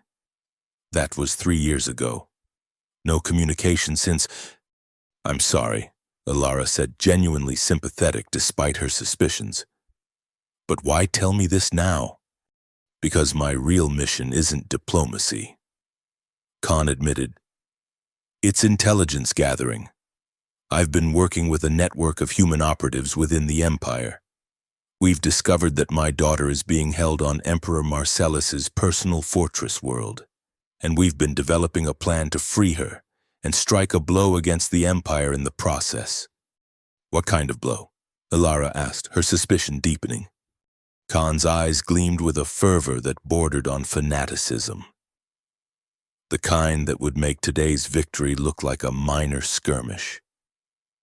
We have the location of the Emperor's secret shipyards, the access codes to their defense networks, and the identities of their agents within human government. With this information and a ship like the Scrapheart, you want me to help you start a war? Ilara finished for him. I want you to help me finish one, Khan corrected. The war has been ongoing for 50 years. We've just been losing it slowly, one concession at a time. Ilara leaned back in her chair, considering his words. The Empire would never leave humanity alone. Today had proven that. The treaties were worth less than the data they were stored on, as Varric himself had admitted. Perhaps Khan was right. Perhaps it was time to take the fight to them. "I'll need to see this intelligence," she said finally. "All of it. And I'll need to consult with my crew. This isn't just my decision to make." Khan nodded, some of the tension leaving his shoulders. "Of course, I'll have everything transferred to your secure console within the hour." After the ambassador's image faded from the screen, Alara stared out the small viewport in her quarters, watching the stars streak by as the scrap heart continued its journey to new dawn. The future stretched before her, uncertain but filled with possibility. For the first time in years, she allowed herself to feel something dangerously close to hope. New dawn welcomed the scrap heart as heroes. The colony, a sprawling settlement built into the side of a mountain range on a barely habitable planet, had been preparing for invasion when news of the Empire's retreat reached them. Now, the tension had been replaced by celebration. Alara stood on a balcony overlooking the main plaza, watching as colonists went about their lives with a new lightness in their steps. Children played in the streets, merchants hawked their wares, and everywhere. The name Scrapheart was spoken with reverence. "Enjoying your celebrity status?" Jonas asked, joining her at the railing. Hardly," Alara replied. "They're celebrating a temporary victory, then the Empire will be back." "Always looking on the bright side," Jonas teased. "That's what I love about you." Alara glanced at him, her heart skipping at the casual use of the word love. Before she could respond, Dr. Solis approached, her expression as impassive as ever despite the festive atmosphere around them. "Captain," she greeted them. "The repairs are progressing ahead of schedule. We should be operational within 36 hours. Good work, Doctor," Alara said. "And the special modifications we discussed?" Dr. Solis nodded. "Already underway. The colony's engineers are quite skilled. Once they stop asking questions about how our systems function." "I've reviewed Ambassador Khan's intelligence," Alara said, lowering her voice. "It's comprehensive, and if it's accurate, then we have a chance to change the balance of power." Dr. Solis finished for her. "Permanently?" Jonas looked between them. "Am I missing something here?" Alara hesitated, then decided he deserved to know. "Ambassador Khan has provided intelligence on Empire vulnerabilities, critical targets, defense codes, agent identities, enough to launch a significant counterstrike." "And we're considering this?" Jonas asked, his eyebrows rising. "Taking the fight to them?" "We're considering it," Alara confirmed. "But I won't order anyone to follow me into what could be a suicide mission. This has to be voluntary." Jonas's face broke into a grin. "Where do I sign up?" "You don't even know the details yet," Alara pointed out. "Don't need to," he replied with a shrug. "Where you go, I go. Pretty simple." Dr. Solis nodded in agreement. "The crew will feel the same, Captain. They trust you." Alara felt the weight of that trust settling on her shoulders. These people were looking to her for leadership, for protection, for hope. She couldn't fail them as she had failed her previous crew. "There's something else you should know," she said slowly. "Ambassador Khan's motives aren't entirely patriotic. The Empire is holding his daughter. Part of this mission would involve extracting her from Emperor Marcellus's fortress world. A rescue mission and a chance to kick Empire ass?" Jonas whistled. "Sign me up twice." "It won't be that simple," Dr. Solis cautioned. "The fortress world is the most heavily defended planet in Empire space. Even with their access codes, getting in and out alive would be challenging." "When has that ever stopped us?" Jonas asked, his confidence unwavering. "We're the crew of the mighty Scrapheart, remember? The ship that turned an Armada to ash." Despite her reservations, Alara found herself smiling. "One step at a time, Lieutenant. First, we finish repairs. Then we make a plan. Then, and only then, we decide if this mission is even possible." As the sun set over New Dawn, casting the colony in shades of gold and amber, Alara felt a strange sense of peace descend upon her. Whatever came next, war, peace, victory, defeat, she would face it with this crew, her crew, and perhaps that was enough. The news of the Scrapheart's victory spread throughout human space like wildfire. The footage, captured by the ship's external cameras and broadcast on all frequencies, became a symbol of resistance. Humanity, long subjugated and marginalized, had finally struck back against their oppressors. In the days that followed, as the Scrapheart underwent repairs in New Dawn's modest shipyard, Alara found herself becoming a reluctant figurehead. Colonists stopped her in the streets to offer thanks or ask for autographs. Children played at being the Iron Captain, wielding sticks as plasma lances against imaginary Empire dreadnoughts. It was all rather disconcerting for someone who had spent years avoiding attention.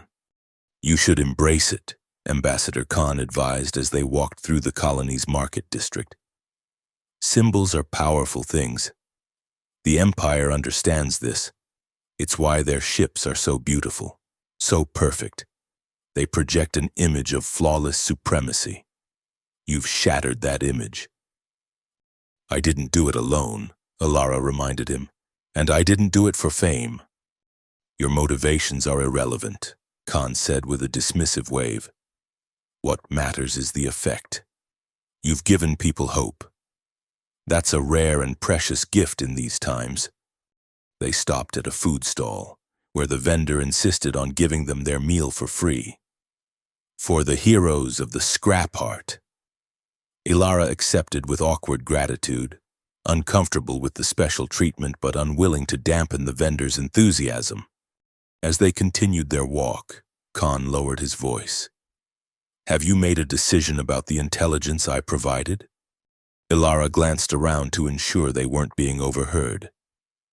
"I'm still evaluating our options, and I'm still not entirely convinced of your motives, Ambassador." Khan's expression hardened. "I've been transparent with you, Captain. Yes, I want to rescue my daughter, but this mission is about more than personal vengeance. It's about striking a blow that the Empire can't ignore or dismiss. It's about changing the narrative. And if it leads to all-out war, are you prepared for the consequences?" "We're already at war," Khan replied. "We have been for 50 years. The only difference is that now, for the first time, we have a chance to win." Before Alara could respond, her comm unit buzzed. Dr. Solis's voice came through, tense and urgent. "Captain, you need to return to the ship immediately. We've detected unusual activity in the system." "Empire?" Alara asked, already moving toward the shipyard. "Unclear," Dr. Solis replied. "But the energy signatures are concerning."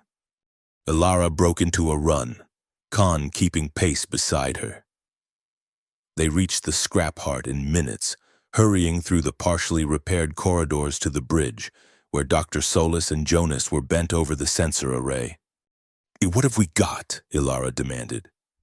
Jonas straightened, his expression grim. "Multiple ships entering the system. Not Empire design, at least, not like anything we've seen before, stealthed. But our enhanced sensors picked them up anyway." "Show me," Alara ordered. The main screen lit up with a tactical display. 8 vessels. Smaller than dreadnoughts, but larger than standard cruisers. Were approaching New Dawn in a classic pincer formation.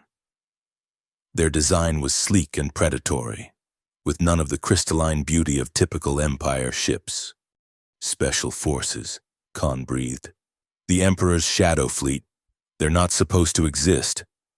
Well, they certainly look real enough to me, Jonas muttered. Ilara studied the display, her mind racing. How did they find us so quickly? And why send a covert force instead of the main fleet?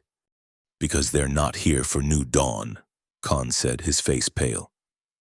They're here for us, for the scrap heart, for what we represent. How long until they reach us? Ilara asked. At current velocity, 3 hours. Dr. Solis replied, Shh. But the ship isn't ready. The plasma lances are still offline, and the hull transformations are only partially functional. What about the Nova cannon?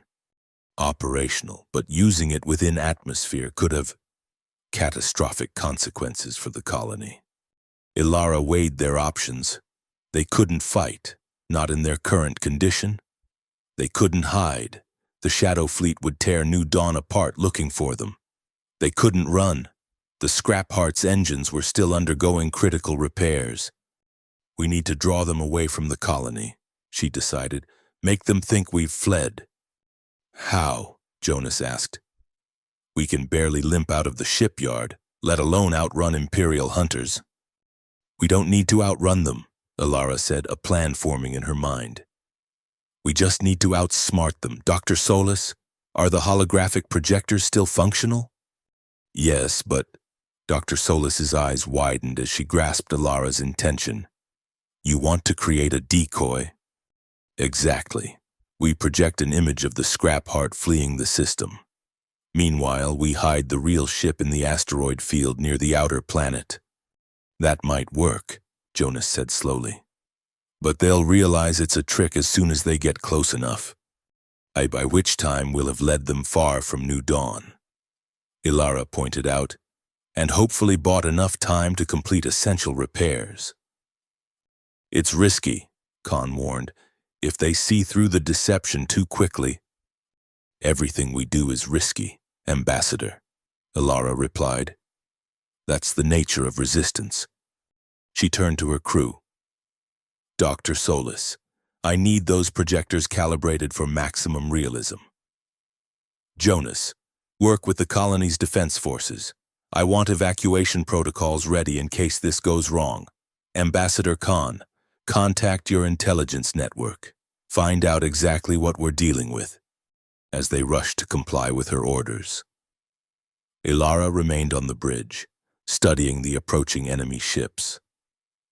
They were beautiful in their way, deadly and efficient, without the ostentatious design of the regular Empire fleet. These weren't ships meant to intimidate with their appearance. They were weapons. Pure and simple. Captain, a voice called from the doorway. Ilara turned to see one of the younger crew members, a navigation specialist named Talia. The colonists are asking what they should do. They're scared. Ilara sighed. The last thing they needed was a panic. Tell them. Tell them the Scrap Heart has the situation under control, that we're implementing a strategic plan to protect the colony, and though it's not a lie, she added, seeing Talia's skeptical expression. Just not the whole truth. Yes, Captain, Talia hesitated. And if they ask about evacuation? Tell them to be prepared but not to act until they receive explicit instructions. We don't want people fleeing into the wilderness when the safest place might be right here. After Talia left, Ilara returned to her contemplation of the tactical display. The Shadow Fleet was maintaining formation, their approach methodical and unhurried. They were confident in their superiority, just as Admiral Varek had been. Perhaps that confidence could be turned against them. Jonas returned to the bridge, slightly out of breath. Colony defenses are on alert. Not that they do much good against Empire technology, but it's something. And the evacuation protocols? In place. The colony governor wasn't happy about keeping it quiet, but she understands the importance of preventing mass panic. Ilara nodded. Good work, Lieutenant. Jonas moved closer, lowering his voice. Are we really going to pull this off? Hiding in an asteroid field while the Emperor's elite hunting pack chases a ghost? It's worked before, Ilara replied with a faint smile. In the Battle of Procyon, an Earth ship called the Defiant used holographic projections to confuse an Empire patrol. They destroyed 3 ships before the rest realized they were firing at empty space. I remember that story, Jonas said. Didn't the captain of the Defiant die in that battle?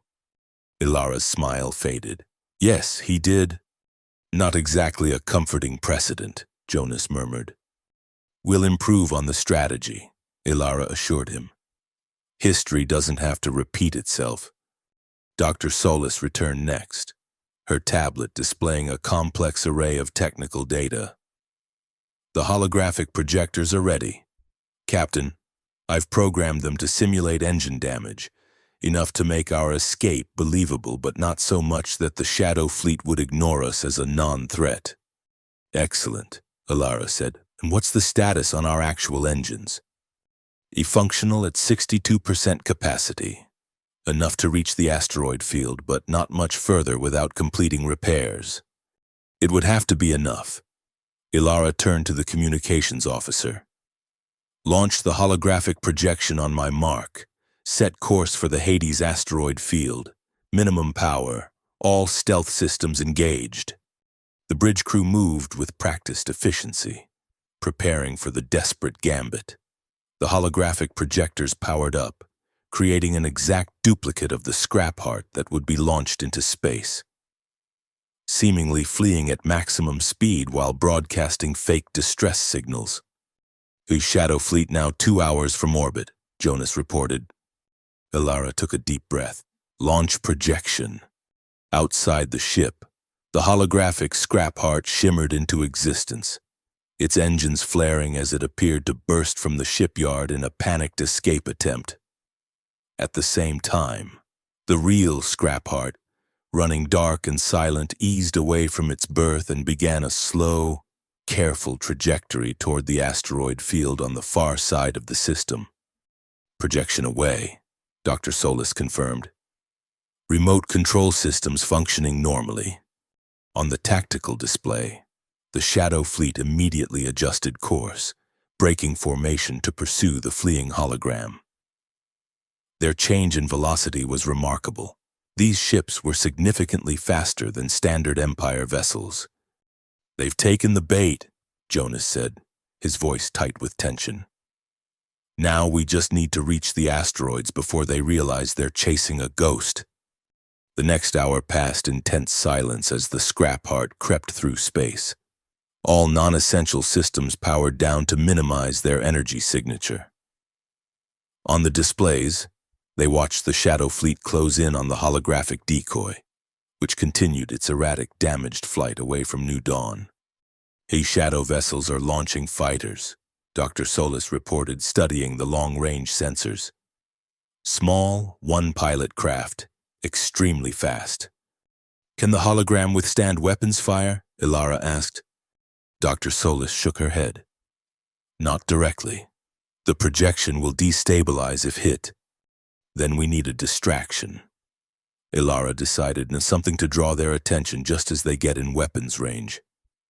She turned to Jonas. What about the colony's orbital defense satellites?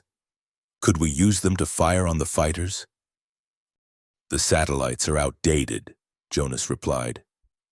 But if we could remotely access their systems... He trailed off, already working on his console. It might just work. We'd need to time it perfectly, though. Do it, Ilara ordered. Dr. Solis, be ready to adjust the hologram's course as soon as the satellites fire. Make it look like we're taking evasive action. As Jonas worked to hack into the colony's defense grid, Ambassador Khan returned to the bridge, his expression grim. I've received confirmation from my contacts, he said without preamble. It's definitely the Shadow Fleet, and they're commanded by Admiral Varek himself. Ilara's eyes narrowed. Varek, he's not part of the Special Forces. He requested the assignment personally. Khan explained. After your encounter with the dreadnoughts, he became obsessed with the scrap heart. The Emperor granted his request, on the condition that he either capture your ship intact or ensure its complete destruction. Honored to be the object of such attention, Ilara said dryly. But this changes nothing. The plan remains the same. I've got access to the defense satellites, Jonas announced. Basic weapons only, point defense lasers and short-range missiles. Nothing that could actually harm Empire ships, but enough to create confusion. Perfect, Ilara said. Time it for maximum effect. The scrap heart had almost reached the asteroid field when the holographic decoy came within weapons range of the pursuing fighters. Just as the lead fighter prepared to fire, the colony's defense satellites sprang to life, launching a barrage of missiles and laser fire at the Shadow Fleet. As expected, the Empire ships easily evaded or destroyed the primitive weapons. But the distraction served its purpose. By the time they returned their attention to the fleeing scrap heart, Dr. Solis had adjusted the hologram's trajectory, making it appear as though the ship had used the chaos to slip past the fighters. It's working, Jonas said, a note of disbelief in his voice. They're still following the hologram. The real scrap heart slipped silently into the asteroid field, navigating carefully between the massive rocks that would help shield them from enemy sensors.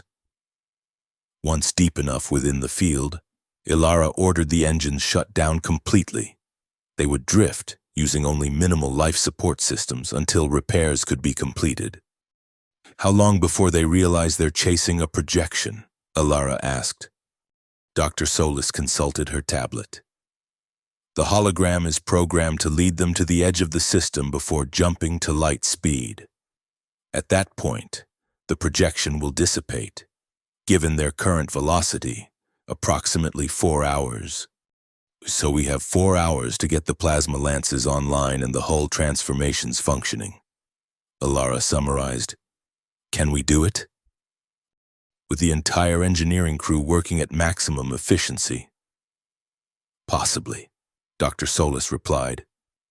But we'll need to power up some systems to complete the repairs. That increases our risk of detection.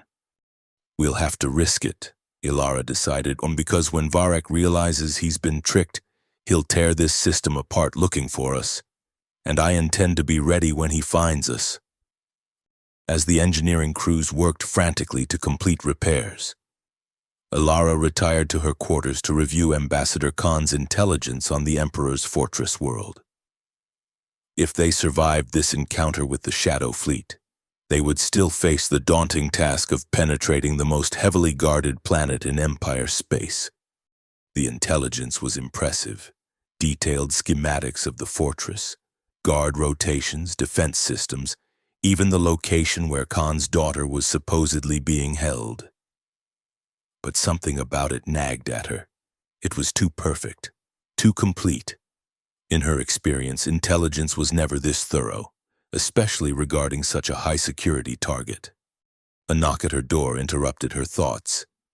"Enter," she called. Jonas stepped inside, carrying a small device that he placed on her desk. "Thought you might want to see this," he said, activating the device. A hologram appeared, showing the Shadow Fleet still in pursuit of their decoy. They're completely committed to the chase. Varek's pride won't let him consider that he might be following a ghost. Ilara studied the hologram. How are the repairs coming? Ahead of schedule. Surprisingly, Dr. Solis has the engineering team working in shifts. Plasma lances should be online within the hour. Hull transformations will take longer. And the Nova cannon? Fully operational, Jonas confirmed. Though I hope we won't need to use it. The power drain would leave us vulnerable afterward. Ilara nodded, her attention returning to the intelligence files on her desk. Jonas followed her gaze. Something wrong with Khan's information? He asked. I'm not sure, Ilara admitted. It's just too good, too comprehensive. It's making me suspicious. You think it's a trap? I think... I think Ambassador Khan isn't telling us everything. She looked up at Jonas. I want you to do some digging, quietly. Find out everything you can about his daughter, about his history with the Empire, about his connections within the intelligence community. Jonas raised an eyebrow. You want me to spy on our diplomat? I want you to verify his story, Alara corrected. Before we commit to a mission that could start a war? Fair enough. Jonas hesitated, then added, for what it's worth, I think he's genuinely grieving. I've seen that look before. The desperate need for revenge that keeps you functioning when everything else has been taken away. So have I, Ilara said softly. That's what worries me. Grief can be a powerful motivator, but it also clouds judgment, and right now, we need absolute clarity. Jonas nodded, understanding in his eyes. I'll see what I can find out, discreetly. After he left, Ilara returned to her review of the intelligence, this time with a more critical eye. She was searching for inconsistencies, for gaps, for anything that might reveal Khan's true agenda. Because one thing was certain, in the high-stakes game they were playing, hidden motives could be deadly. 3 hours later, as the scrap heart drifted among the asteroids, the ship's sensors detected a sudden change in the Shadow Fleet's formation. The Empire vessels had broken off their pursuit of the hologram and were spreading out in a search pattern, sweeping back toward New Dawn. They figured it out, Jonas announced as the bridge crew watched the tactical display.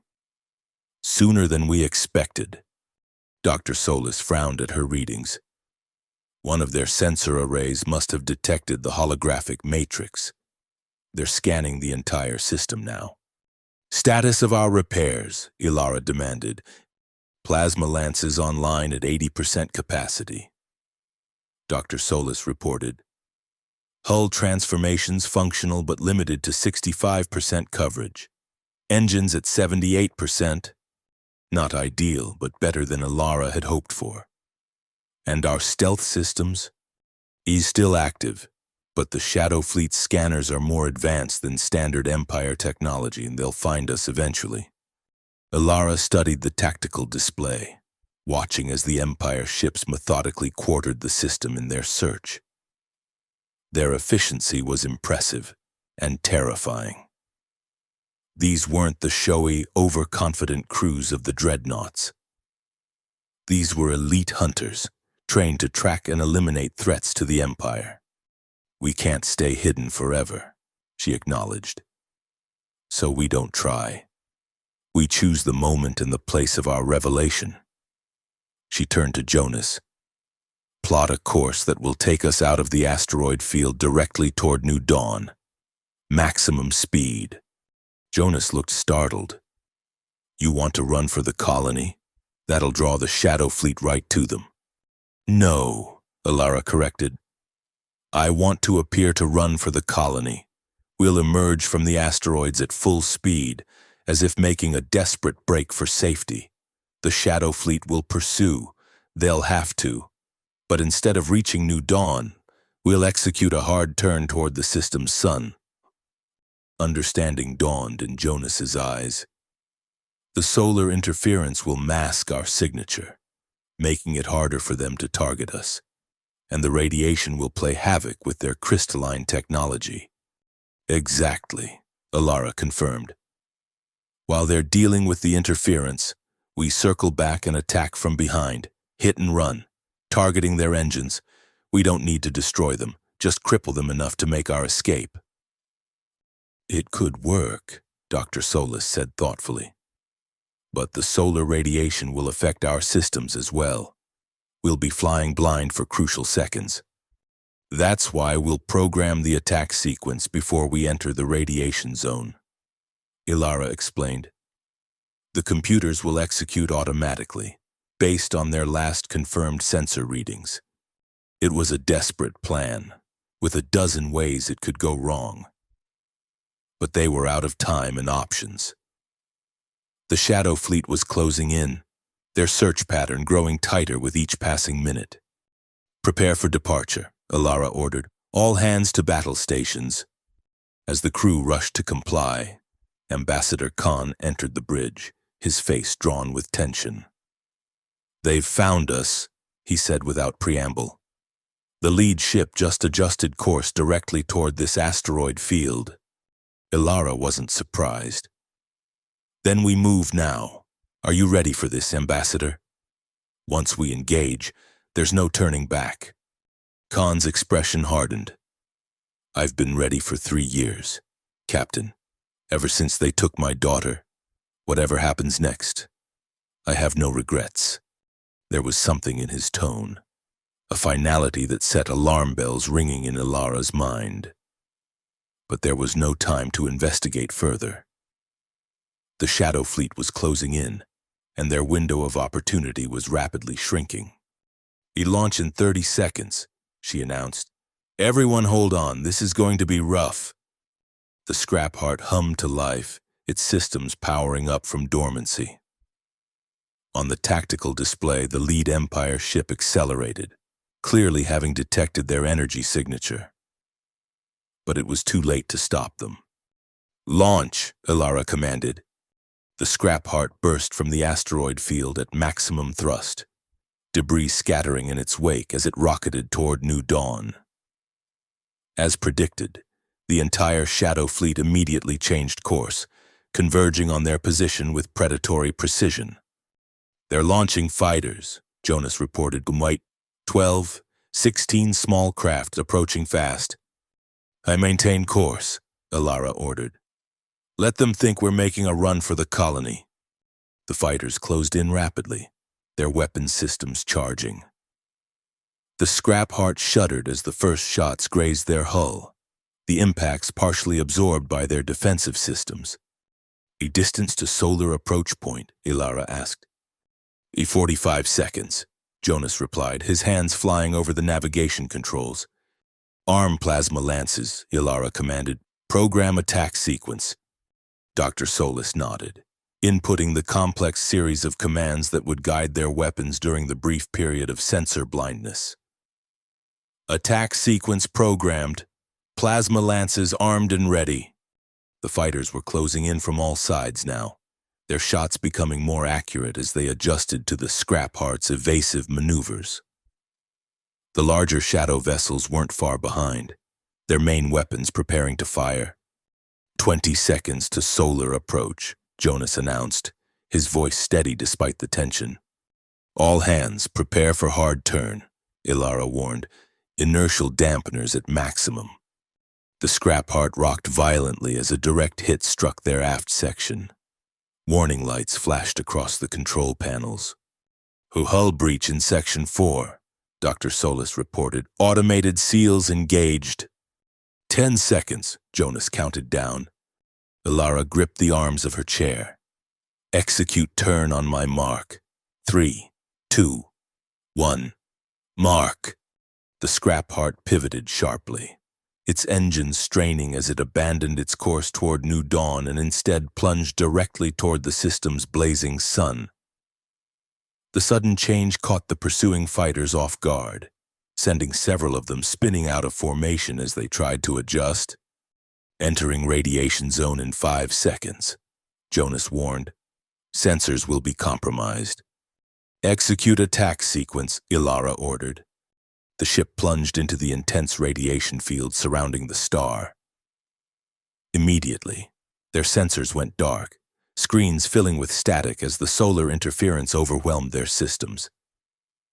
But the attack sequence had already been launched. The Scrap Heart's plasma lances fired in a pre-programmed pattern, targeting the projected positions of the Empire ships.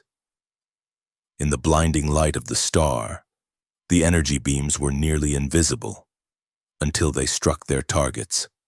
Through the interference, they caught glimpses of explosions as their shots found their marks. The Shadow Fleet, struggling with the same sensor limitations, was unable to coordinate an effective defense.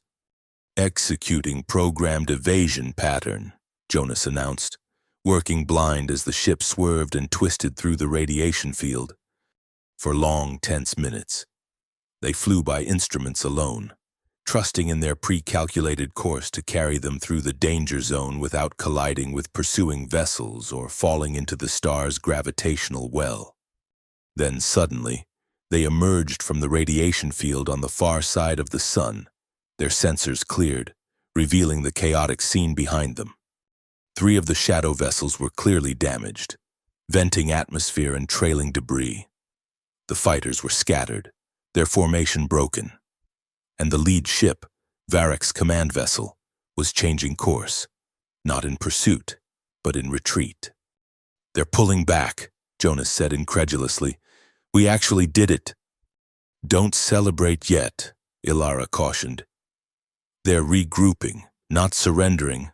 Plot a course out of the system, maximum speed. We need to put as much distance between us and the Shadow Fleet as possible." As the scrap heart accelerated away from the battlefield, Ilara felt a mixture of triumph and unease. They had survived again against overwhelming odds, but Varek wouldn't give up so easily. And there was still the matter of Ambassador Khan's intelligence and his true agenda. "Ambassador," she said, turning to where Khan stood watching the tactical display. "I think it's time we had a more detailed conversation about your daughter and the Emperor's fortress world." Khan met her gaze steadily. "Yes, Captain, I believe it is." As the scrap heart fled the New Dawn system, leaving the damaged Shadow Fleet behind, Ilara couldn't shake the feeling that they were heading toward an even greater confrontation, one that would determine not just their own fate, but possibly the future of humanity's relationship with the Empire. The stars streaked past the viewports as the scrap heart pushed its engines to the limit, putting as much distance as possible between themselves and the Shadow Fleet. In the ship's small conference room, Ilara faced Ambassador Khan across a table strewn with holographic displays showing the intelligence he had provided. "Let's start with the basics," Ilara said, her voice calm but firm. "Your daughter, what's her name?" "Lyra," Khan replied without hesitation. "Lyra Khan. She was 26 when they took her, a xenobiologist specializing in Empire physiology. And you're certain she's being held on the Emperor's fortress world, not in some standard detention facility?" Khan nodded. "My sources confirmed it 6 months ago. She's being kept in the Central Citadel, where the Emperor conducts his most sensitive research. They're using her knowledge, forcing her to work on projects that could harm humanity." "What kind of projects?" Khan's expression darkened.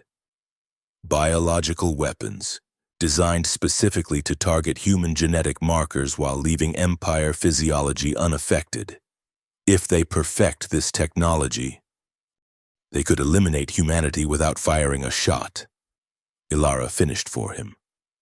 "A convenient solution to their human problem." The door slid open and Jonas entered, carrying a data pad. His expression was grim. "You were right to be suspicious, Captain," he said without preamble. "I've been digging into the ambassador's background, and there are inconsistencies." Khan stiffened.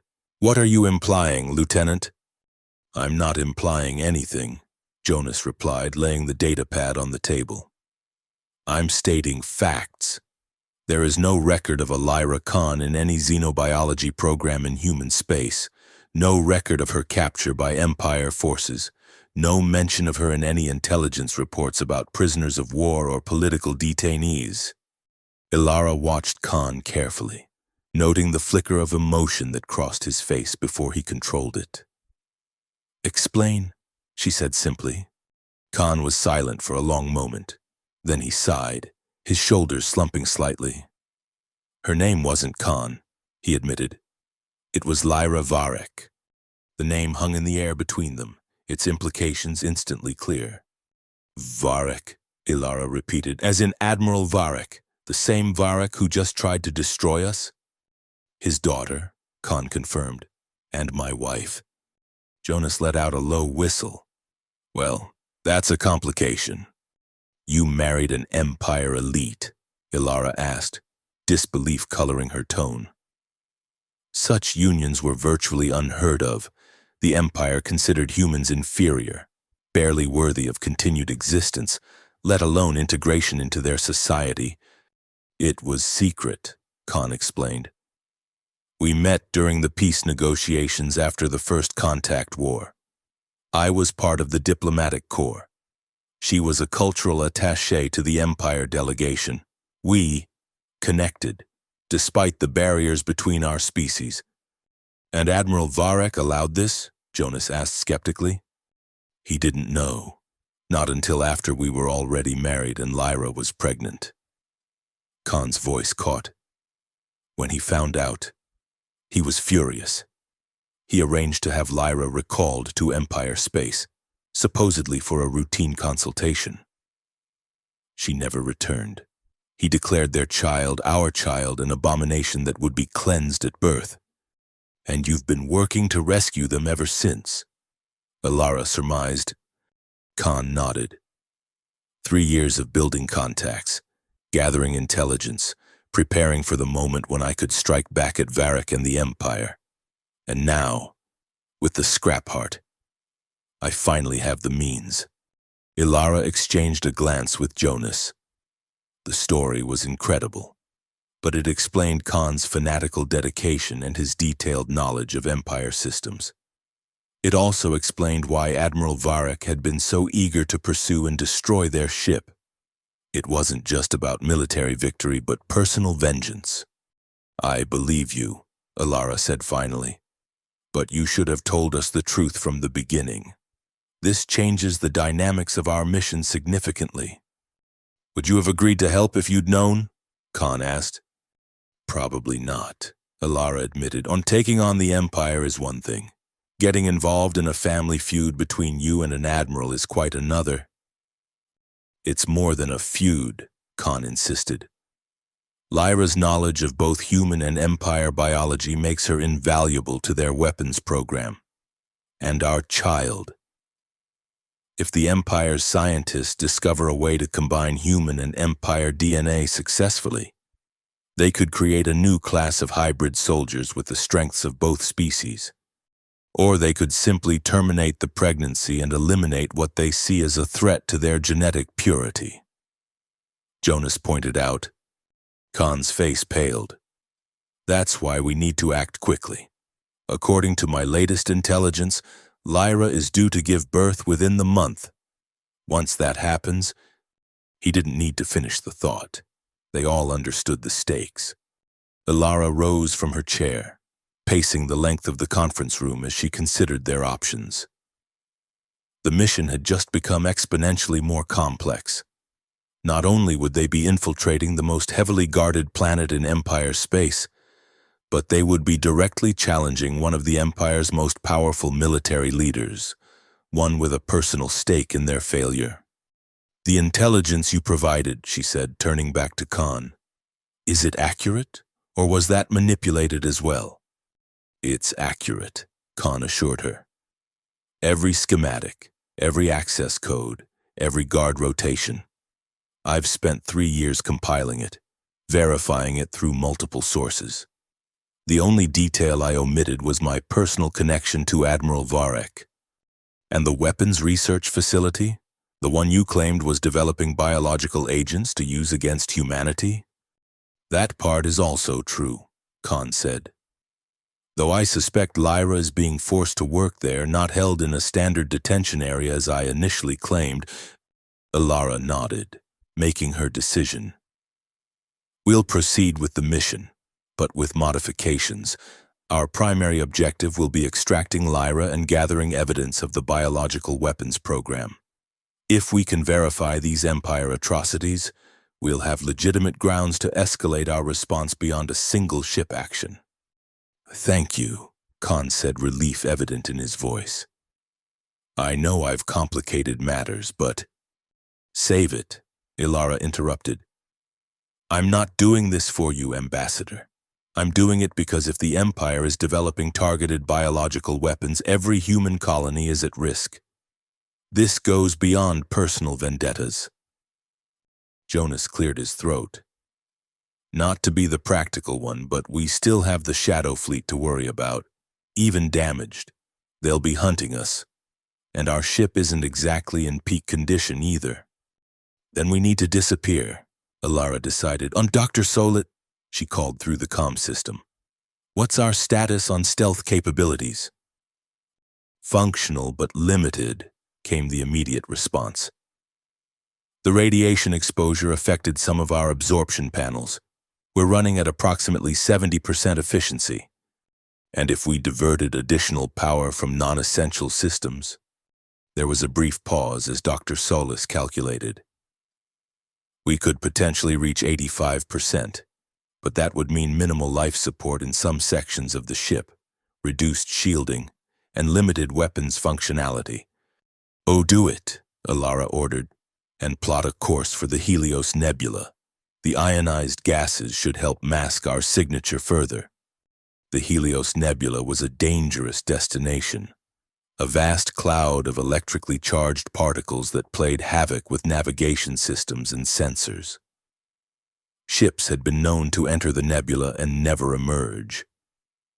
But it was also the perfect hiding place for a vessel that needed to disappear.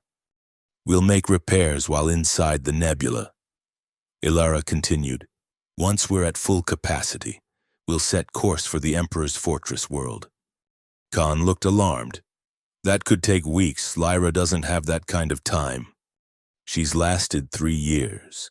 Ambassador, Alara reminded him. She'll have to hold on a little longer. I won't risk my crew on a half-repaired ship against the Empire's strongest defenses. As the meeting concluded and they dispersed to their duties, Jonas lingered behind with Alara. You really think we can pull this off? He asked quietly. Infiltrating the fortress world, extracting Varek's daughter, gathering evidence of biological weapons, and getting out alive? Ilara smiled grimly. I think we have no choice but to try.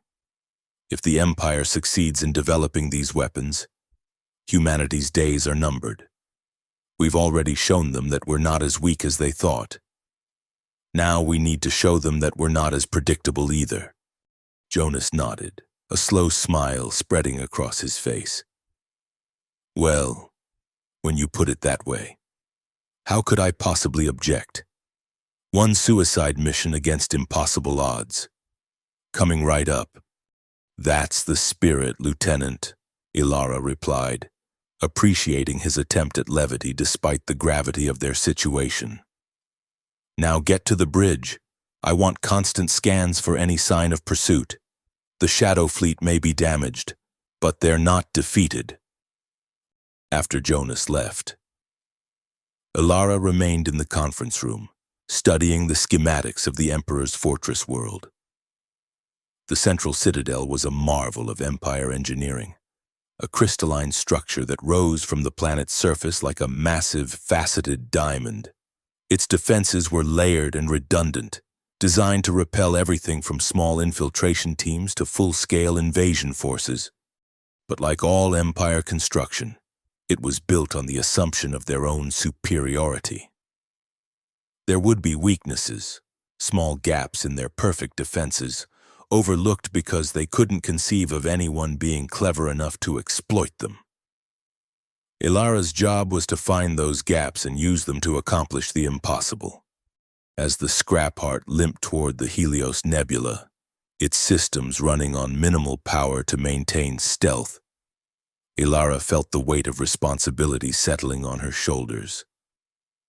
They were no longer simply defending a colony or escaping pursuit.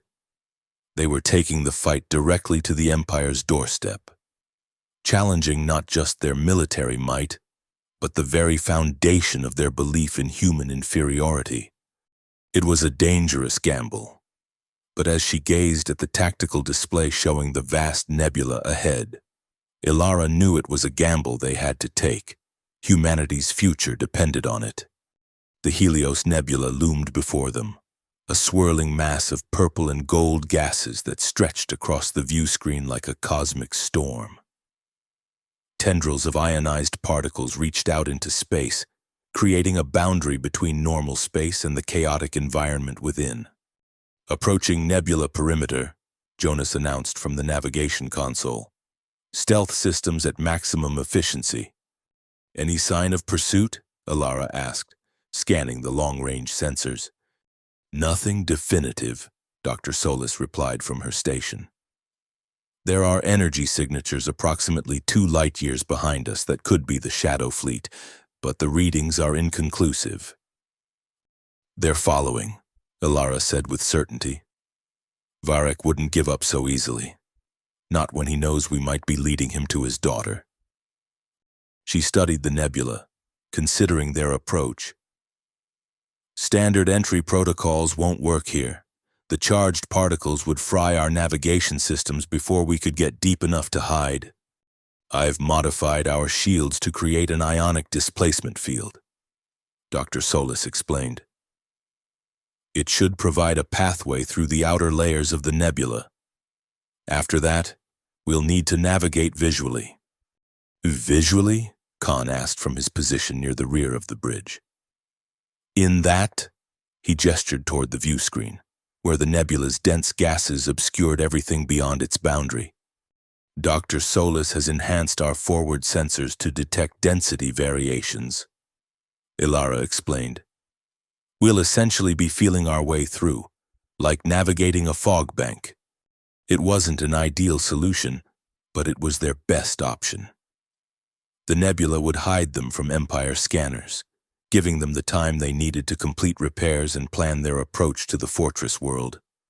Take us in, Alara ordered. Minimum speed, maximum sensor sensitivity. The scrap heart edged toward the nebula's boundary, its modified shields creating a shimmering bubble around the hull. As they made contact with the first tendrils of ionized gas, the ship shuddered slightly, adjusting to the new environmental pressures. Shield integrity holding, Dr. Solis reported. Ionic displacement field functioning at 93% efficiency. They pushed deeper into the nebula, the gases growing thicker around them until the stars behind them were no longer visible. The view screen filled with swirling colors, violet, gold, and deep crimson, as the charged particles reacted to their passage.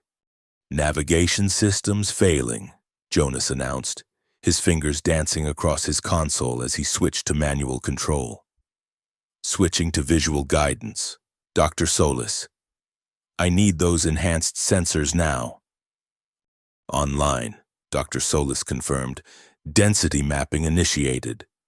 A new display appeared on the main screen, showing a false color representation of the nebula around them. Areas of higher density appeared as red and orange, while less dense regions showed as blue and green. Jonas used this map to guide the scrap heart through the safer channels, avoiding the densest concentrations that could damage their already weakened hull. Find us a pocket, Ilara instructed. Somewhere deep enough to shield us from external sensors, but stable enough for repair operations. For nearly an hour, they navigated through the nebula's treacherous currents, the ship occasionally buffeted by waves of charged particles that washed over their shields like electrical storms. Finally, Jonas identified a suitable location, a relatively calm region surrounded by denser gas formations that would provide natural cover. This should work, he said, easing the scrap heart into position. The surrounding gas density is high enough to mask our energy signature, but the pocket itself is stable enough for EVA repairs if necessary. Ilara nodded her approval. Good work. Power down to minimal operations. Let's make ourselves as invisible as possible. As the ship's systems powered down, leaving only essential life support and passive sensors active. An eerie quiet settled over the bridge. The nebula's glow filtered through the viewports, casting everything in a surreal, purple light. I begin repairs immediately, Ilara ordered. I want a complete assessment of every system. Prioritize the plasma lances and hull transformations. We'll need both at full capacity before we approach the fortress world. The crew dispersed to their duties, leaving Alara alone on the bridge with Ambassador Khan. The diplomat stood at the viewport, gazing out at the nebula with a pensive expression. 3 years, he said softly, almost to himself. 3 years of searching, planning, preparing. And now we're so close. We're not there yet, Ambassador, Alara reminded him. And even when we reach the fortress world, extracting your wife and child will be the most difficult mission this crew has ever attempted. Khan turned to face her, his eyes reflecting the nebula's strange light. You don't think we'll succeed? I didn't say that, Alara corrected. I've learned never to underestimate this ship or its crew, but I'm also a realist. The odds are significant. Yet you're still willing to try, Khan observed. Why? You made it clear this isn't for my benefit. Alara considered her answer carefully. The Empire has spent 50 years treating humanity as an inferior species, something to be controlled, exploited, and eventually discarded. They've taken our worlds, restricted our growth, and now they're developing weapons to eliminate us entirely. Her voice hardened. I'm tired of running, Ambassador. Tired of hiding our strength behind rust and scrap metal. It's time to show the Empire exactly what humanity is capable of. Khan studied her for a moment, then nodded slowly. You're not what I expected, Captain Vance. When I arranged to be assigned to this ship, I thought I was getting a broken officer commanding a broken vessel, easy to manipulate for my own ends. And now, Alara asked, raising an eyebrow, now I think you may be exactly what humanity needs, Khan admitted. Someone willing to take the fight to the Empire instead of simply reacting to their aggression. Before Alara could respond, the ship's comm system activated. Captain, came Dr. Solis's voice. You need to see this. Engineering, immediately. Alara exchanged a concerned glance with Khan. On my way. They made their way through the dimly lit corridors. The ship's power conservation measures creating pools of shadow between the emergency lighting. In engineering, they found Dr. Solis bent over a console, her face illuminated by the screen's glow. What is it? Alara asked. Dr. Solis straightened, her expression as close to excitement as Alara had ever seen it. I was running diagnostics on the absorption panels when I noticed an anomaly in the energy patterns. The radiation exposure from the star affected them, but not in the way we expected. She gestured to the screen. Look at this. Alara examined the display, which showed a complex energy signature that she didn't immediately recognize. What am I looking at? The absorption panels didn't just capture the Empire weapons fire. Dr. Solis explained. They also absorbed and stored a significant amount of solar radiation. But the interaction between the two energy types has created something new. A hybrid form that our systems initially registered as damage. And it's not damage? Alara asked. No, Dr. Solis replied, a hint of wonder in her normally stoic voice. It's an enhancement. The hybrid energy is more stable, more focused, and potentially more powerful than our original plasma lance configuration. If we can recalibrate our weapon systems to utilize it, we'd have a weapon the Empire has never encountered before. Alara finished understanding the implications. One their crystalline technology wouldn't be prepared to defend against. Dr. Solis nodded. Exactly. But the recalibration would require redirecting resources from our repair efforts. It's your decision, Captain. Alara considered the options. Their original plan had been to repair the ship to its previous specifications, a configuration that had already proven effective against Empire vessels. But this unexpected development offered a potential advantage they hadn't anticipated. How long would the recalibration take? She asked. Approximately 36 hours, Dr. Solis replied, during which time our defensive capabilities would be severely limited. And if the Shadow Fleet finds us during that window, we'd be vulnerable, Dr. Solis acknowledged. But the nebula provides significant natural protection. The probability of detection is low. Ilara made her decision. Begin the recalibration, but maintain a skeleton crew on hull repairs. I want our structural integrity at maximum before we leave this nebula. As Dr. Solis turned to implement the orders, Khan stepped closer to Ilara. This changes things, he said quietly. With this new weapon, we might have a real chance against the fortress world's defenses. Maybe, Ilara cautioned. But don't get ahead of yourself, Ambassador. We still need to reach the planet undetected, infiltrate the most secure facility in Empire space, locate your wife, and extract her, all without alerting the entire Imperial fleet to our presence. When you put it that way, it sounds almost impossible, Khan said with a wry smile. Almost, Ilara agreed, but not quite. Over the next 2 days, the Scrap Heart floated in its nebula sanctuary, its systems undergoing the complex recalibration Dr. Solis had proposed.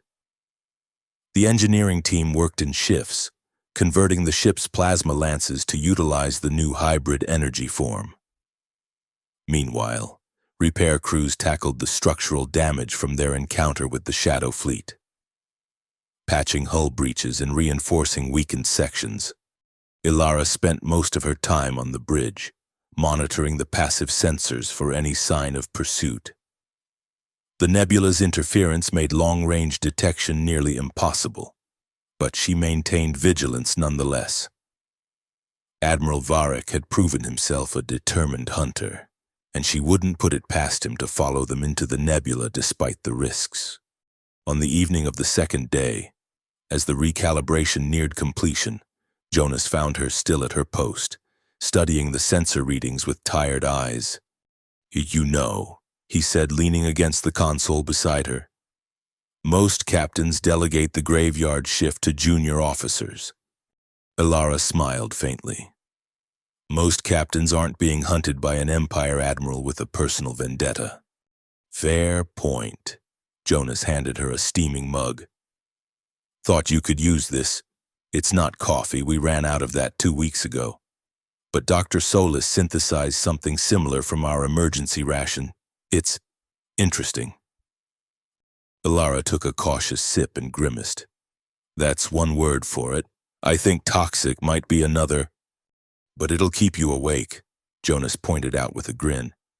They stood in companionable silence for a moment, watching the nebulas glow through the viewports. Beautiful, isn't it? Jonas said eventually. Hard to believe something so dangerous could be so captivating. I've found that's often the case, Ilara replied, her eyes meeting his briefly before returning to the sensor display. Jonas cleared his throat. About that conversation we were going to have, before all hell broke loose. Lieutenant? Jonas, he corrected. When we're alone, at least can't I just be Jonas? Ilara sighed. Jonas, then. This isn't the time or place for whatever this is between us. We're about to undertake the most dangerous mission of our lives. We need clear heads and focused minds. Or maybe, he countered, that's exactly why this is the perfect time. Because tomorrow, or the next day, or whenever we finally reach that fortress world, we might not get another chance. Before Ilara could respond, the sensor console beeped softly. She turned her attention to it immediately, grateful for the interruption. Energy signature, she said, studying the readings. Faint, but distinct, approximately 20,000 kilometers from our position, bearing 185. Jonas moved to his own station, all thoughts of personal matters forgotten. Definitely not a natural phenomenon. The pattern is too regular. He adjusted the sensors, trying to get a clearer reading through the nebula's interference. It could be the Shadow Fleet, or what? Alara prompted when he trailed off. Or it could be something else entirely. Jonas looked up, his expression suddenly serious.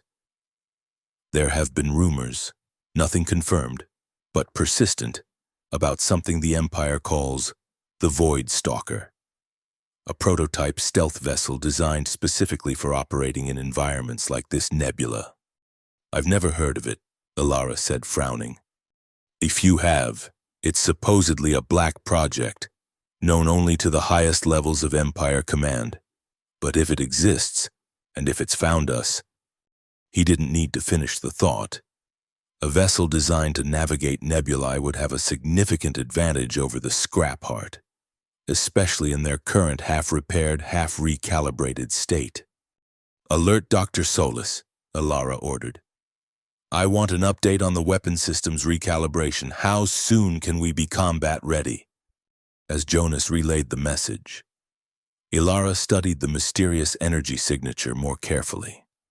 It was moving slowly, methodically, in a search pattern that suggested it was hunting rather than simply passing through. The question was, what was it hunting? And did it know they were here? Dr. Solis reports the recalibration is at 92% completion. Jonas announced, weapons will be operational in approximately 3 hours, but she advises against combat until the full process is complete. The energy stability is still fluctuating. We may not have 3 hours, Alara muttered, watching as the energy signature adjusted course slightly, moving closer to their position. Power up the engines, minimal thrust only. Let's put some distance between us and whatever that is.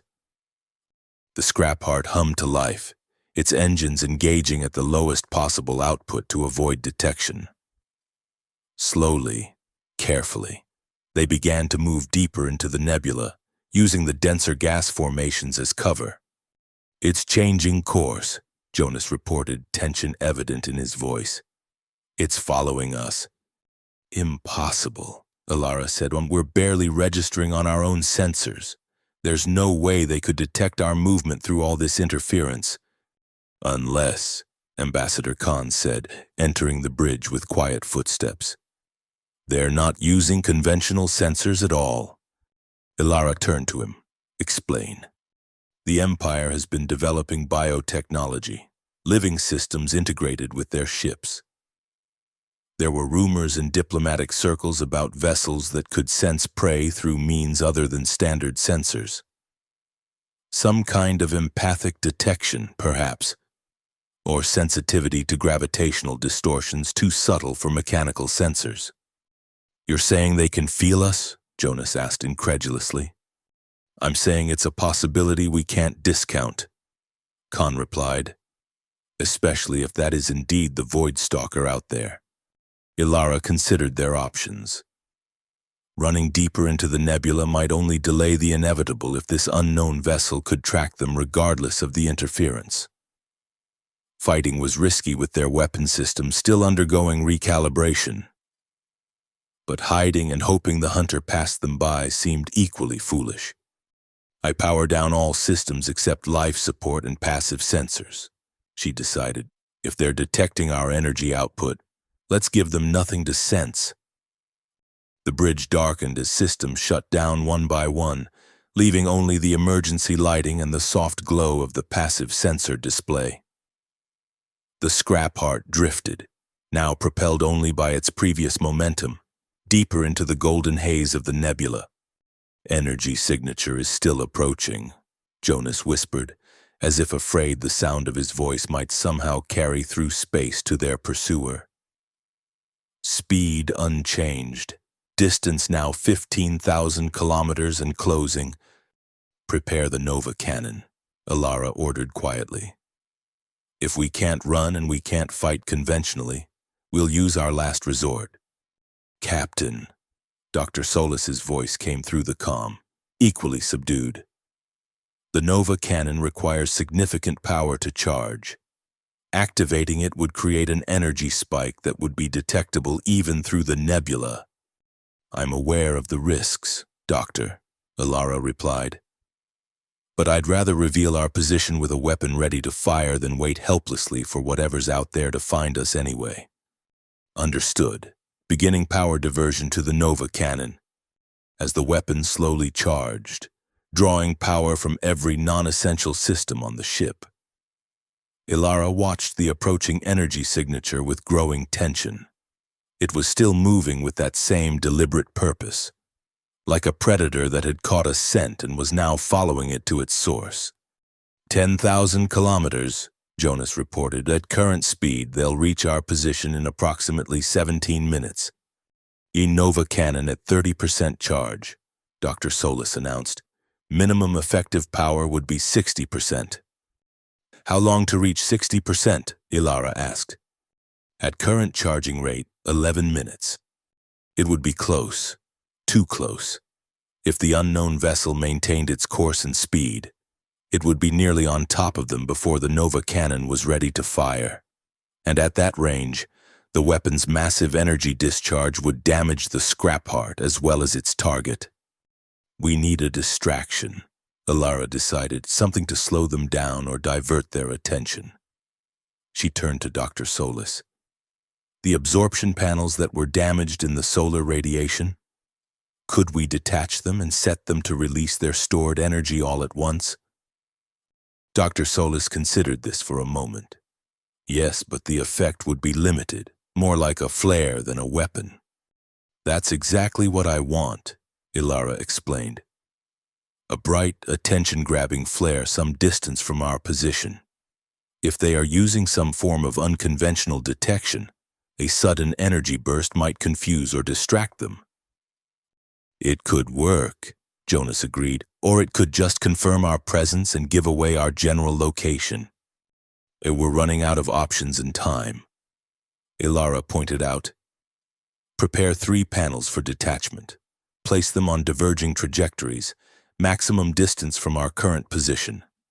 As Dr. Solis implemented the order, Alara continued to track the approaching vessel.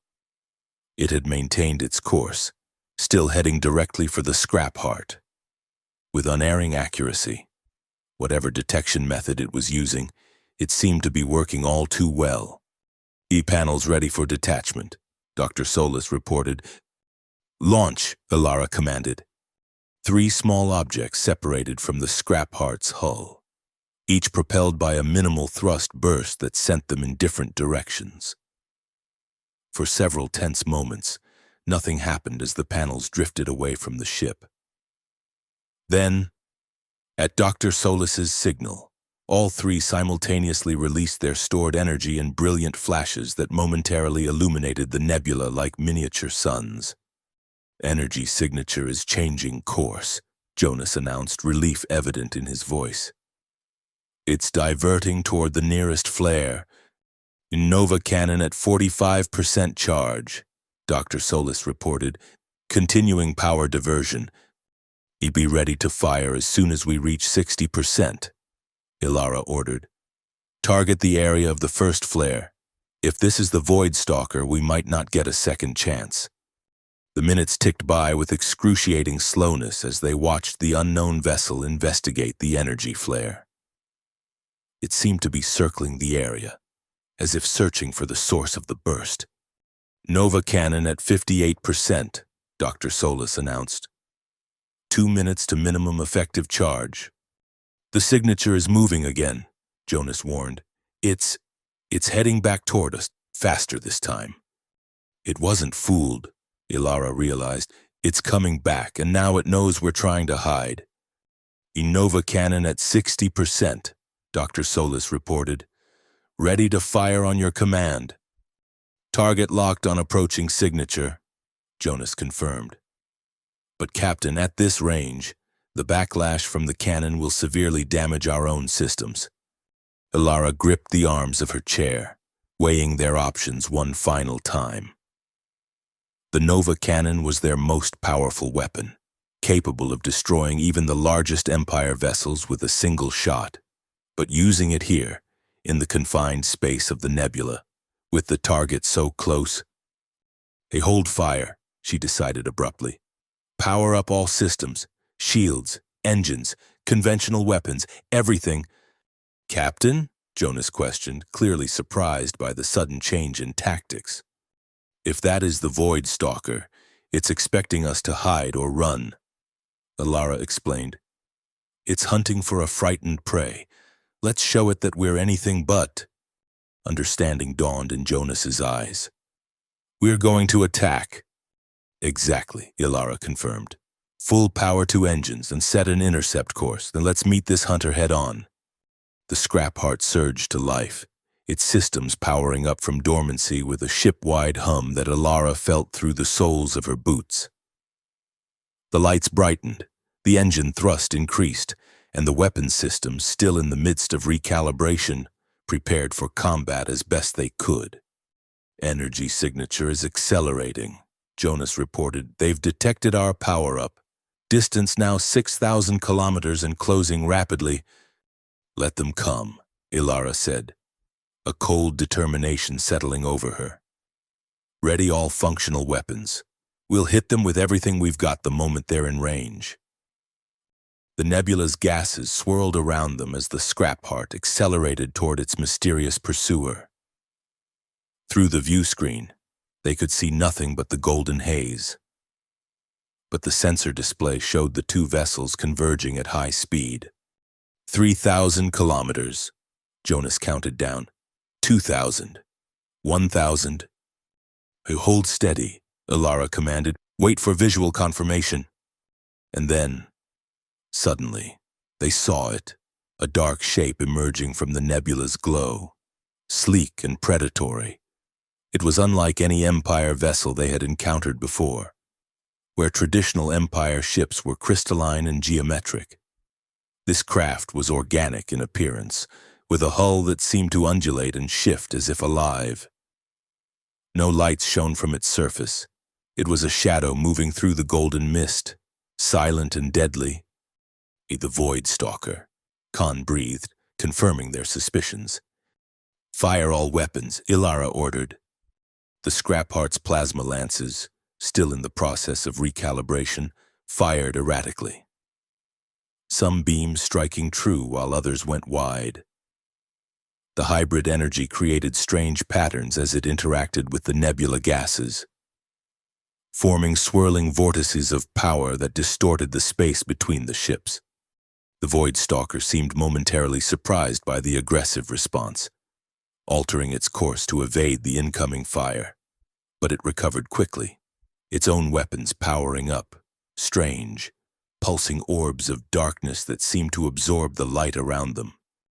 "Brace for impact," Ilara shouted as the first of these dark orbs hurtled toward them. The scrap heart shuddered violently as the projectile struck their shields. Warning lights flashed across every console as power fluctuated throughout the ship. "Shield integrity at 60%. Dr. Solis reported that single hit drained 40% of our shielding capability." "Return fire," Ilara ordered. "Continuous barrage. Don't give them time to launch another of those orbs." The plasma lances fired again, more effectively this time as the recalibration process adjusted to the combat situation. One beam struck the Void Stalker directly, creating a visible wound in its strange, organic hull. The vessel recoiled, as if in pain. "It's vulnerable," Jonas said excitedly. "The hybrid energy. It's affecting it differently than standard weapons would." "Focus all fire on that damaged section," Ilara commanded. "And prepare to deploy the absorption panels. If those dark orbs are energy-based, maybe we can capture and redirect them." The battle intensified as the two ships circled each other in the nebula's golden haze. The Void Stalker launched more of its dark projectiles. But now the scrap heart was ready, its remaining absorption panels extending to intercept them. As each orb touched a panel, it was contained, its strange energy held in stasis before being channeled into the ship's weapon systems. "It's working," Dr. Solis reported, genuine amazement in her voice. We're converting their own weapon energy into a form our systems can use. Plasma lance power increasing by 17% with each absorption. The tide of battle was turning. With each exchange, the Scrap Heart's attacks grew more powerful while the Void Stalkers became less effective. The mysterious vessel seemed to sense its disadvantage, attempting to retreat deeper into the nebula. "They're running," Jonas announced. "Shall we pursue?" Ilara considered their options. The Void Stalker was damaged but not destroyed.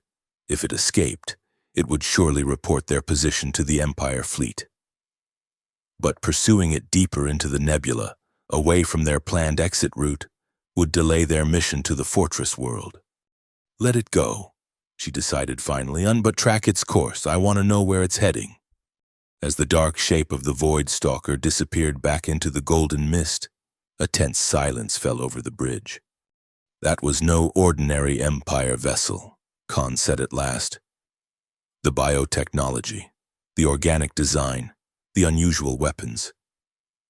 This is far beyond anything I've encountered in my dealings with the Empire." "Could it be a new class of ship?" Jonas suggested. "Something developed specifically to hunt down vessels like ours?" "Perhaps," Ilara replied, "but whatever it is, we've proven it can be fought and wounded. Dr. Solis, what's the status of our recalibration process?"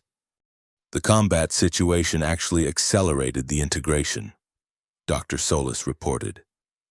"The hybrid energy has stabilized at a higher efficiency than we projected. Our weapons are now operating at 112% of their original capacity. And the damage from the encounter? Minimal. Shield regeneration is already underway. Hull integrity was not compromised."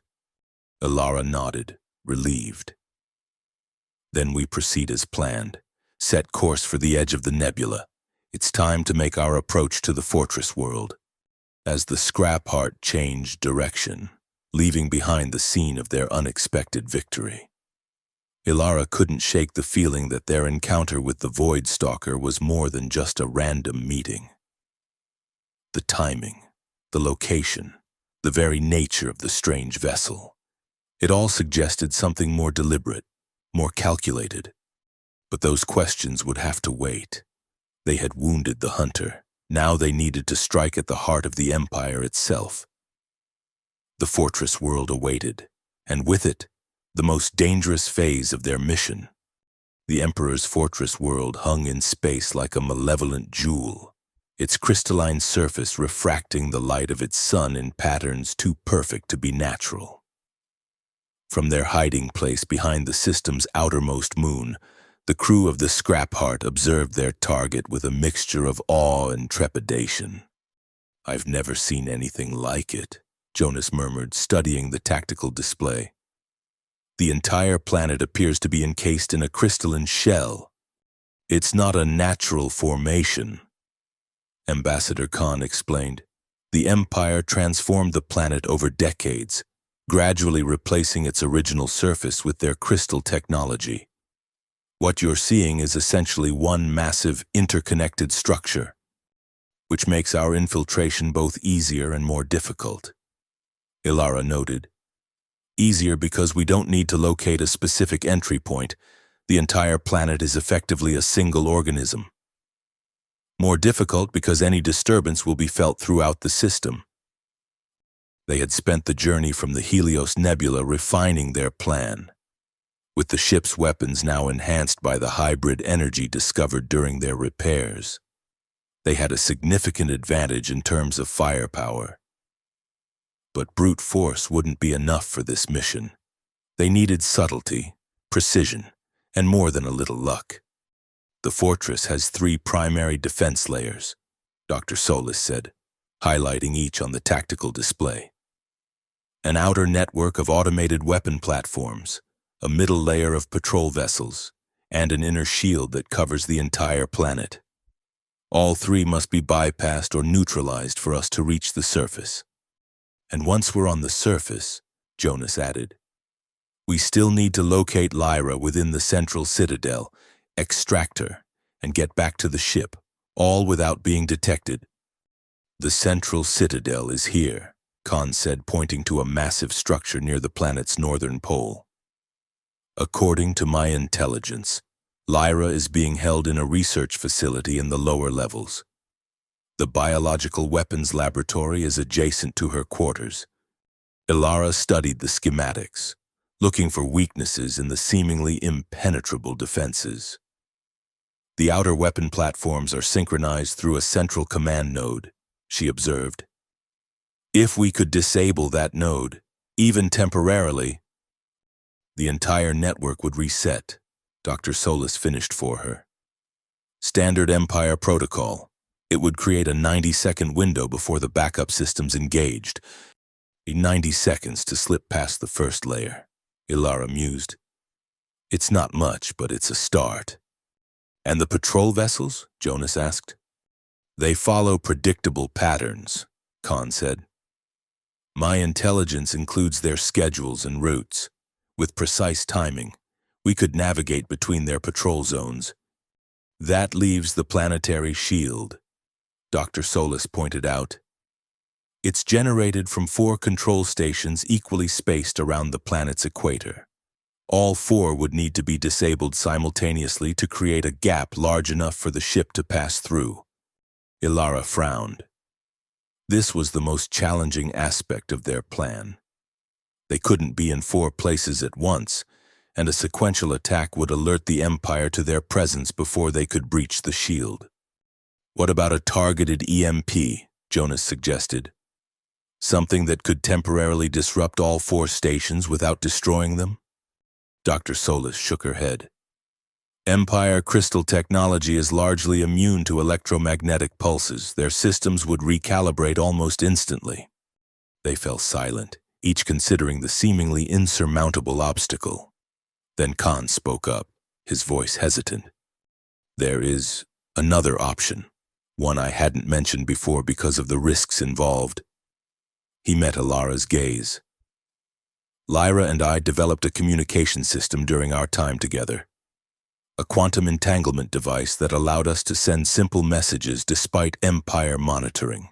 If she still has access to it, and if it's still functional after all this time, she could disable the shield from within, Ilara realized. But that would expose her position. The Empire would know immediately that she was involved. Khan nodded grimly.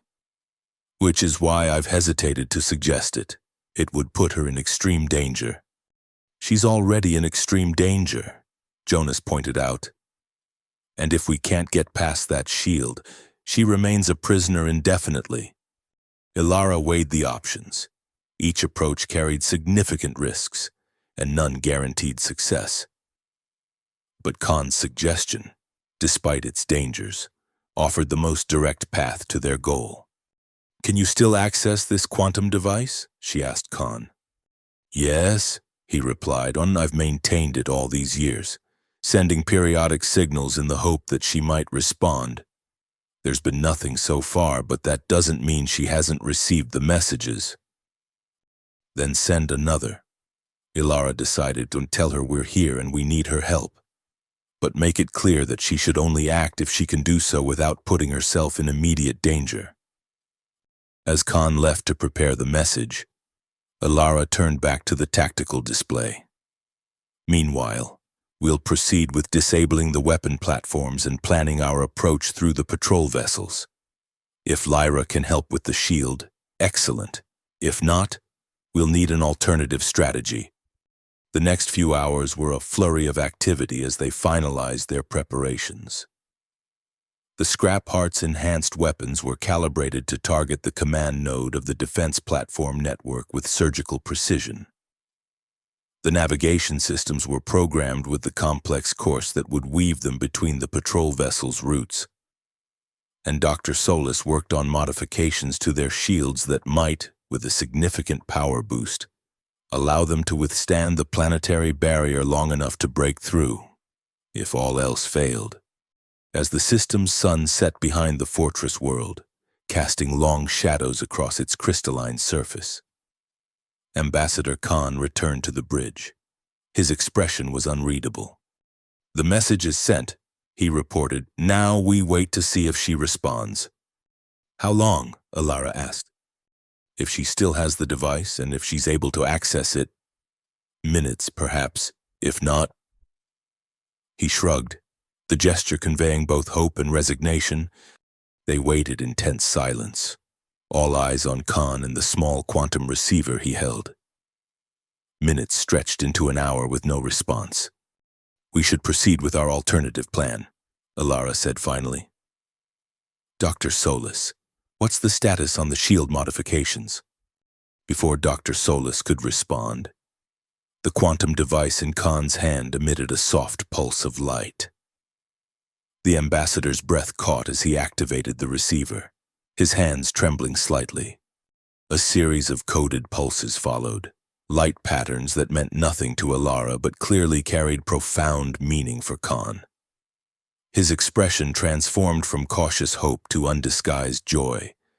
It's her, he whispered. She's alive, and she can help us. What did she say? Alara asked urgently. Khan collected himself with visible effort. She'll create a temporary fluctuation in the shield, enough for a ship to pass through. But she needs time to position herself near the control systems. She suggests we begin our approach in exactly 3 hours. That coincides with the shift change for the patrol vessels, Jonas noted, consulting the intelligence data. Maximum confusion, minimum oversight. Alara nodded decisively. Then we have our window. Prepare the ship for departure. And Ambassador, she added, her voice softening slightly. Tell your wife to be careful. We're coming for her, but we need her alive when we arrive. Khan nodded, his fingers already moving over the quantum device to send the response. 3 hours later, the scrap heart emerged from behind the moon, its engines running at minimal power to reduce its energy signature.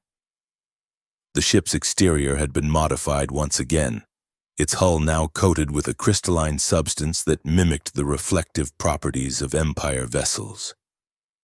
From a distance, it might pass for one of their support ships, at least long enough to approach the outer defense perimeter. Our weapon platforms are active but not targeting us, Jonas reported from his station. The disguise is working so far. A distance to command node? Alara asked. 100,000 kilometers and closing, Dr. Solis replied. Weapon lock established, ready to fire on your command. Alara watched the tactical display, calculating distances and timing. They would have only one chance at this. If they failed to disable the command node, or if they couldn't navigate through the patrol vessels quickly enough, or if Lyra was unable to create the shield fluctuation. Any single failure would doom the mission. Approaching optimal firing range, Dr. Solis announced. 80,000 kilometers. 75,000. Fire, Alara commanded. The scrap heart's enhanced plasma lances discharged, the hybrid energy creating a beam of such intensity that it briefly outshone the system's sun. The beam struck the command node with pinpoint accuracy, the crystalline structure shattering in a cascade of fragments that glittered against the blackness of space. Immediately, the weapon platforms surrounding the fortress world went dark, their synchronized firing patterns disrupted as the system reset. Platform network offline, Jonas confirmed. Estimated 87 seconds before backup systems engage. Full thrust, Alara ordered. Take us through the gap between patrol sectors 3 and 4. The scrap heart surged forward, its engines pushing to maximum output as it raced toward the now vulnerable fortress world. On the tactical display, they could see the patrol vessels continuing their routes, apparently unaware that the outer defense network had been compromised. 60 seconds to platform reactivation. Jonas counted down. Patrol vessels holding course. No indication they've detected us. They passed the disabled weapon platforms with seconds to spare, the sleek shape of the scrap heart slipping between the dormant defenses just as the backup systems began to engage. Behind them, the platforms hummed back to life, their weapons powering up. But by then, the ship was already beyond their effective range. Phase 1 complete, Ilara announced. Begin evasive pattern for patrol vessel navigation. The ship banked sharply, adjusting its course to follow the complex path they had plotted through the patrol zones. Each turn, each acceleration and deceleration was precisely timed to ensure they passed through the gaps in the Empire's defensive screen. Patrol vessel at 2 o'clock, Jonas warned, adjusting course to compensate. The scrap heart veered slightly, maintaining a safe distance from the Empire patrol craft. For tense minutes, they wove through the defensive network, each near miss bringing them closer to detection but also closer to their goal. Approaching planetary shield, Dr. Solis reported. No sign of fluctuation yet. Ambassador? Ilara turned to Khan, who was monitoring the quantum device. She's in position, he replied, his voice tight with tension. The fluctuation should begin any moment. On the view screen, the fortress world loomed larger, its shield visible as a faint iridescent shimmer that encased the entire planet. They were committed now, too far into the defensive network to retreat, too close to the shield to change course. Shield fluctuation detected, Dr. Solis announced suddenly. Localized disruption at coordinates 357 by 120. It's small, but our calculations indicate it should be sufficient for passage. Adjust course, Ilara ordered. Take us through that gap. The scrap heart angled toward the fluctuation, which appeared on their sensors as a rippling weakness in the otherwise impenetrable barrier. As they approached, the disruption grew more pronounced, creating a visible distortion in the shield's perfect symmetry. A shield integrity at the disruption point is down to 30%. Dr. Solis reported 20%, 15, 10. Full power to forward shields, Ilara commanded. We're going through. The ship plunged toward the weakened section of the shield, its own defensive system straining to counteract the enormous energies that still permeated the barrier. For a heart-stopping moment, the scrap heart seemed to hang suspended between space and the fortress world, caught in the crystalline mesh of the shield. Then, with a surge of power and a ship-wide shudder, they broke through. Shield breach successful, Jonas announced, relief evident in his voice. We're inside the planetary defense perimeter. A damage report, Ilara demanded. Minor systems fluctuations, Dr. Solis replied. Shield generators operating at reduced capacity. Hull integrity maintained. They had done it, penetrated the 3 layers of defenses that protected the Emperor's fortress world. Now came the most dangerous part of their mission, landing near the central citadel, infiltrating the facility, and extracting Lyra and her child. Take us down, Ilara ordered.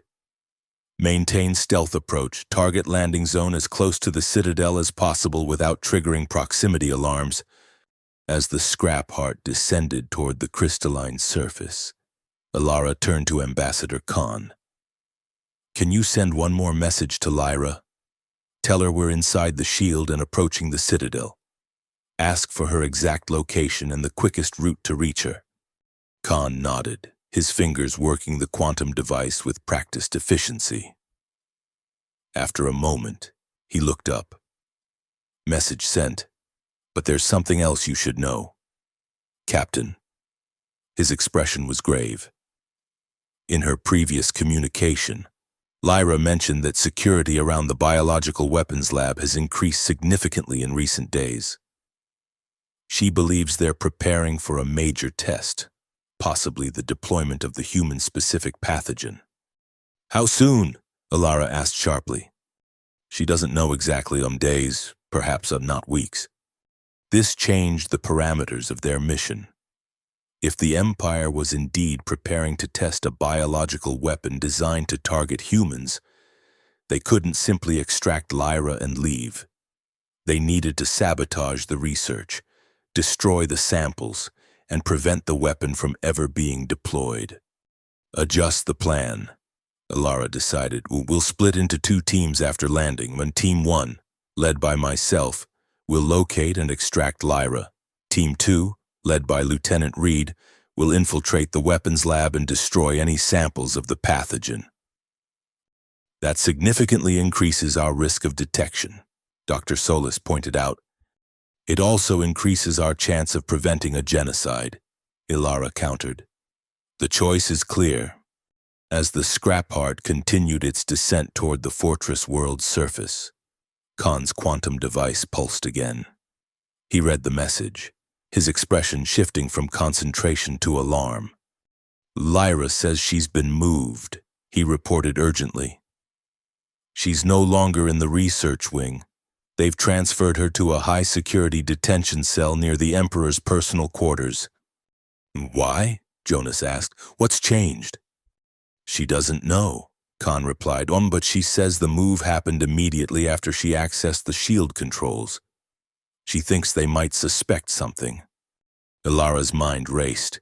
If the Empire was already on alert, their window of opportunity was closing rapidly. They needed to move fast, before full security protocols were implemented. New plan, she announced. We land as close to the Citadel as possible. All 3 of us, myself, Lieutenant Reed, and Ambassador Khan, will infiltrate together.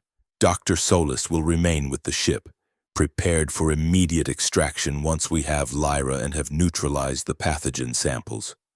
Dr. Solis nodded her understanding. I'll have the engines on standby and weapons charged. At the first sign of trouble, I'll create a diversion to cover your escape. The crystalline surface of the fortress world grew larger in their view screen as the scrap heart descended into the planet's thin atmosphere. Unlike natural worlds, this one had no weather patterns, no clouds or wind to obscure their approach. The entire surface was a massive interconnected crystal structure, with the central citadel rising from the northern pole like a massive faceted spire. A landing zone identified, Jonas reported. There's a maintenance access point approximately 500 meters from the citadel's base. It should provide cover for the ship and a direct route into the facility. Take us in, Ilara ordered, and prepare the infiltration gear. We move as soon as we touch down. As the scrap heart settled onto the crystalline surface, its landing struts adjusting to the unusual terrain. Ilara felt a familiar tension, the calm before combat, the focused anticipation that had carried her through countless dangerous situations. But this mission was different. The stakes were higher, the enemies more powerful, and the margin for error non-existent. They were about to infiltrate the most secure facility in Empire space, challenge the Emperor on his home ground, and attempt to prevent a genocide. It was, by any rational assessment, a suicide mission. But as she looked at her crew, at Jonas's determined expression, at Khan's desperate hope, at Dr. Solis's quiet confidence, Ilara knew they would succeed. Not because their plan was perfect, or because victory was guaranteed, but because they had no choice. Humanity's future depended on it. Let's move, she said, checking her weapon one final time. We have a world to save.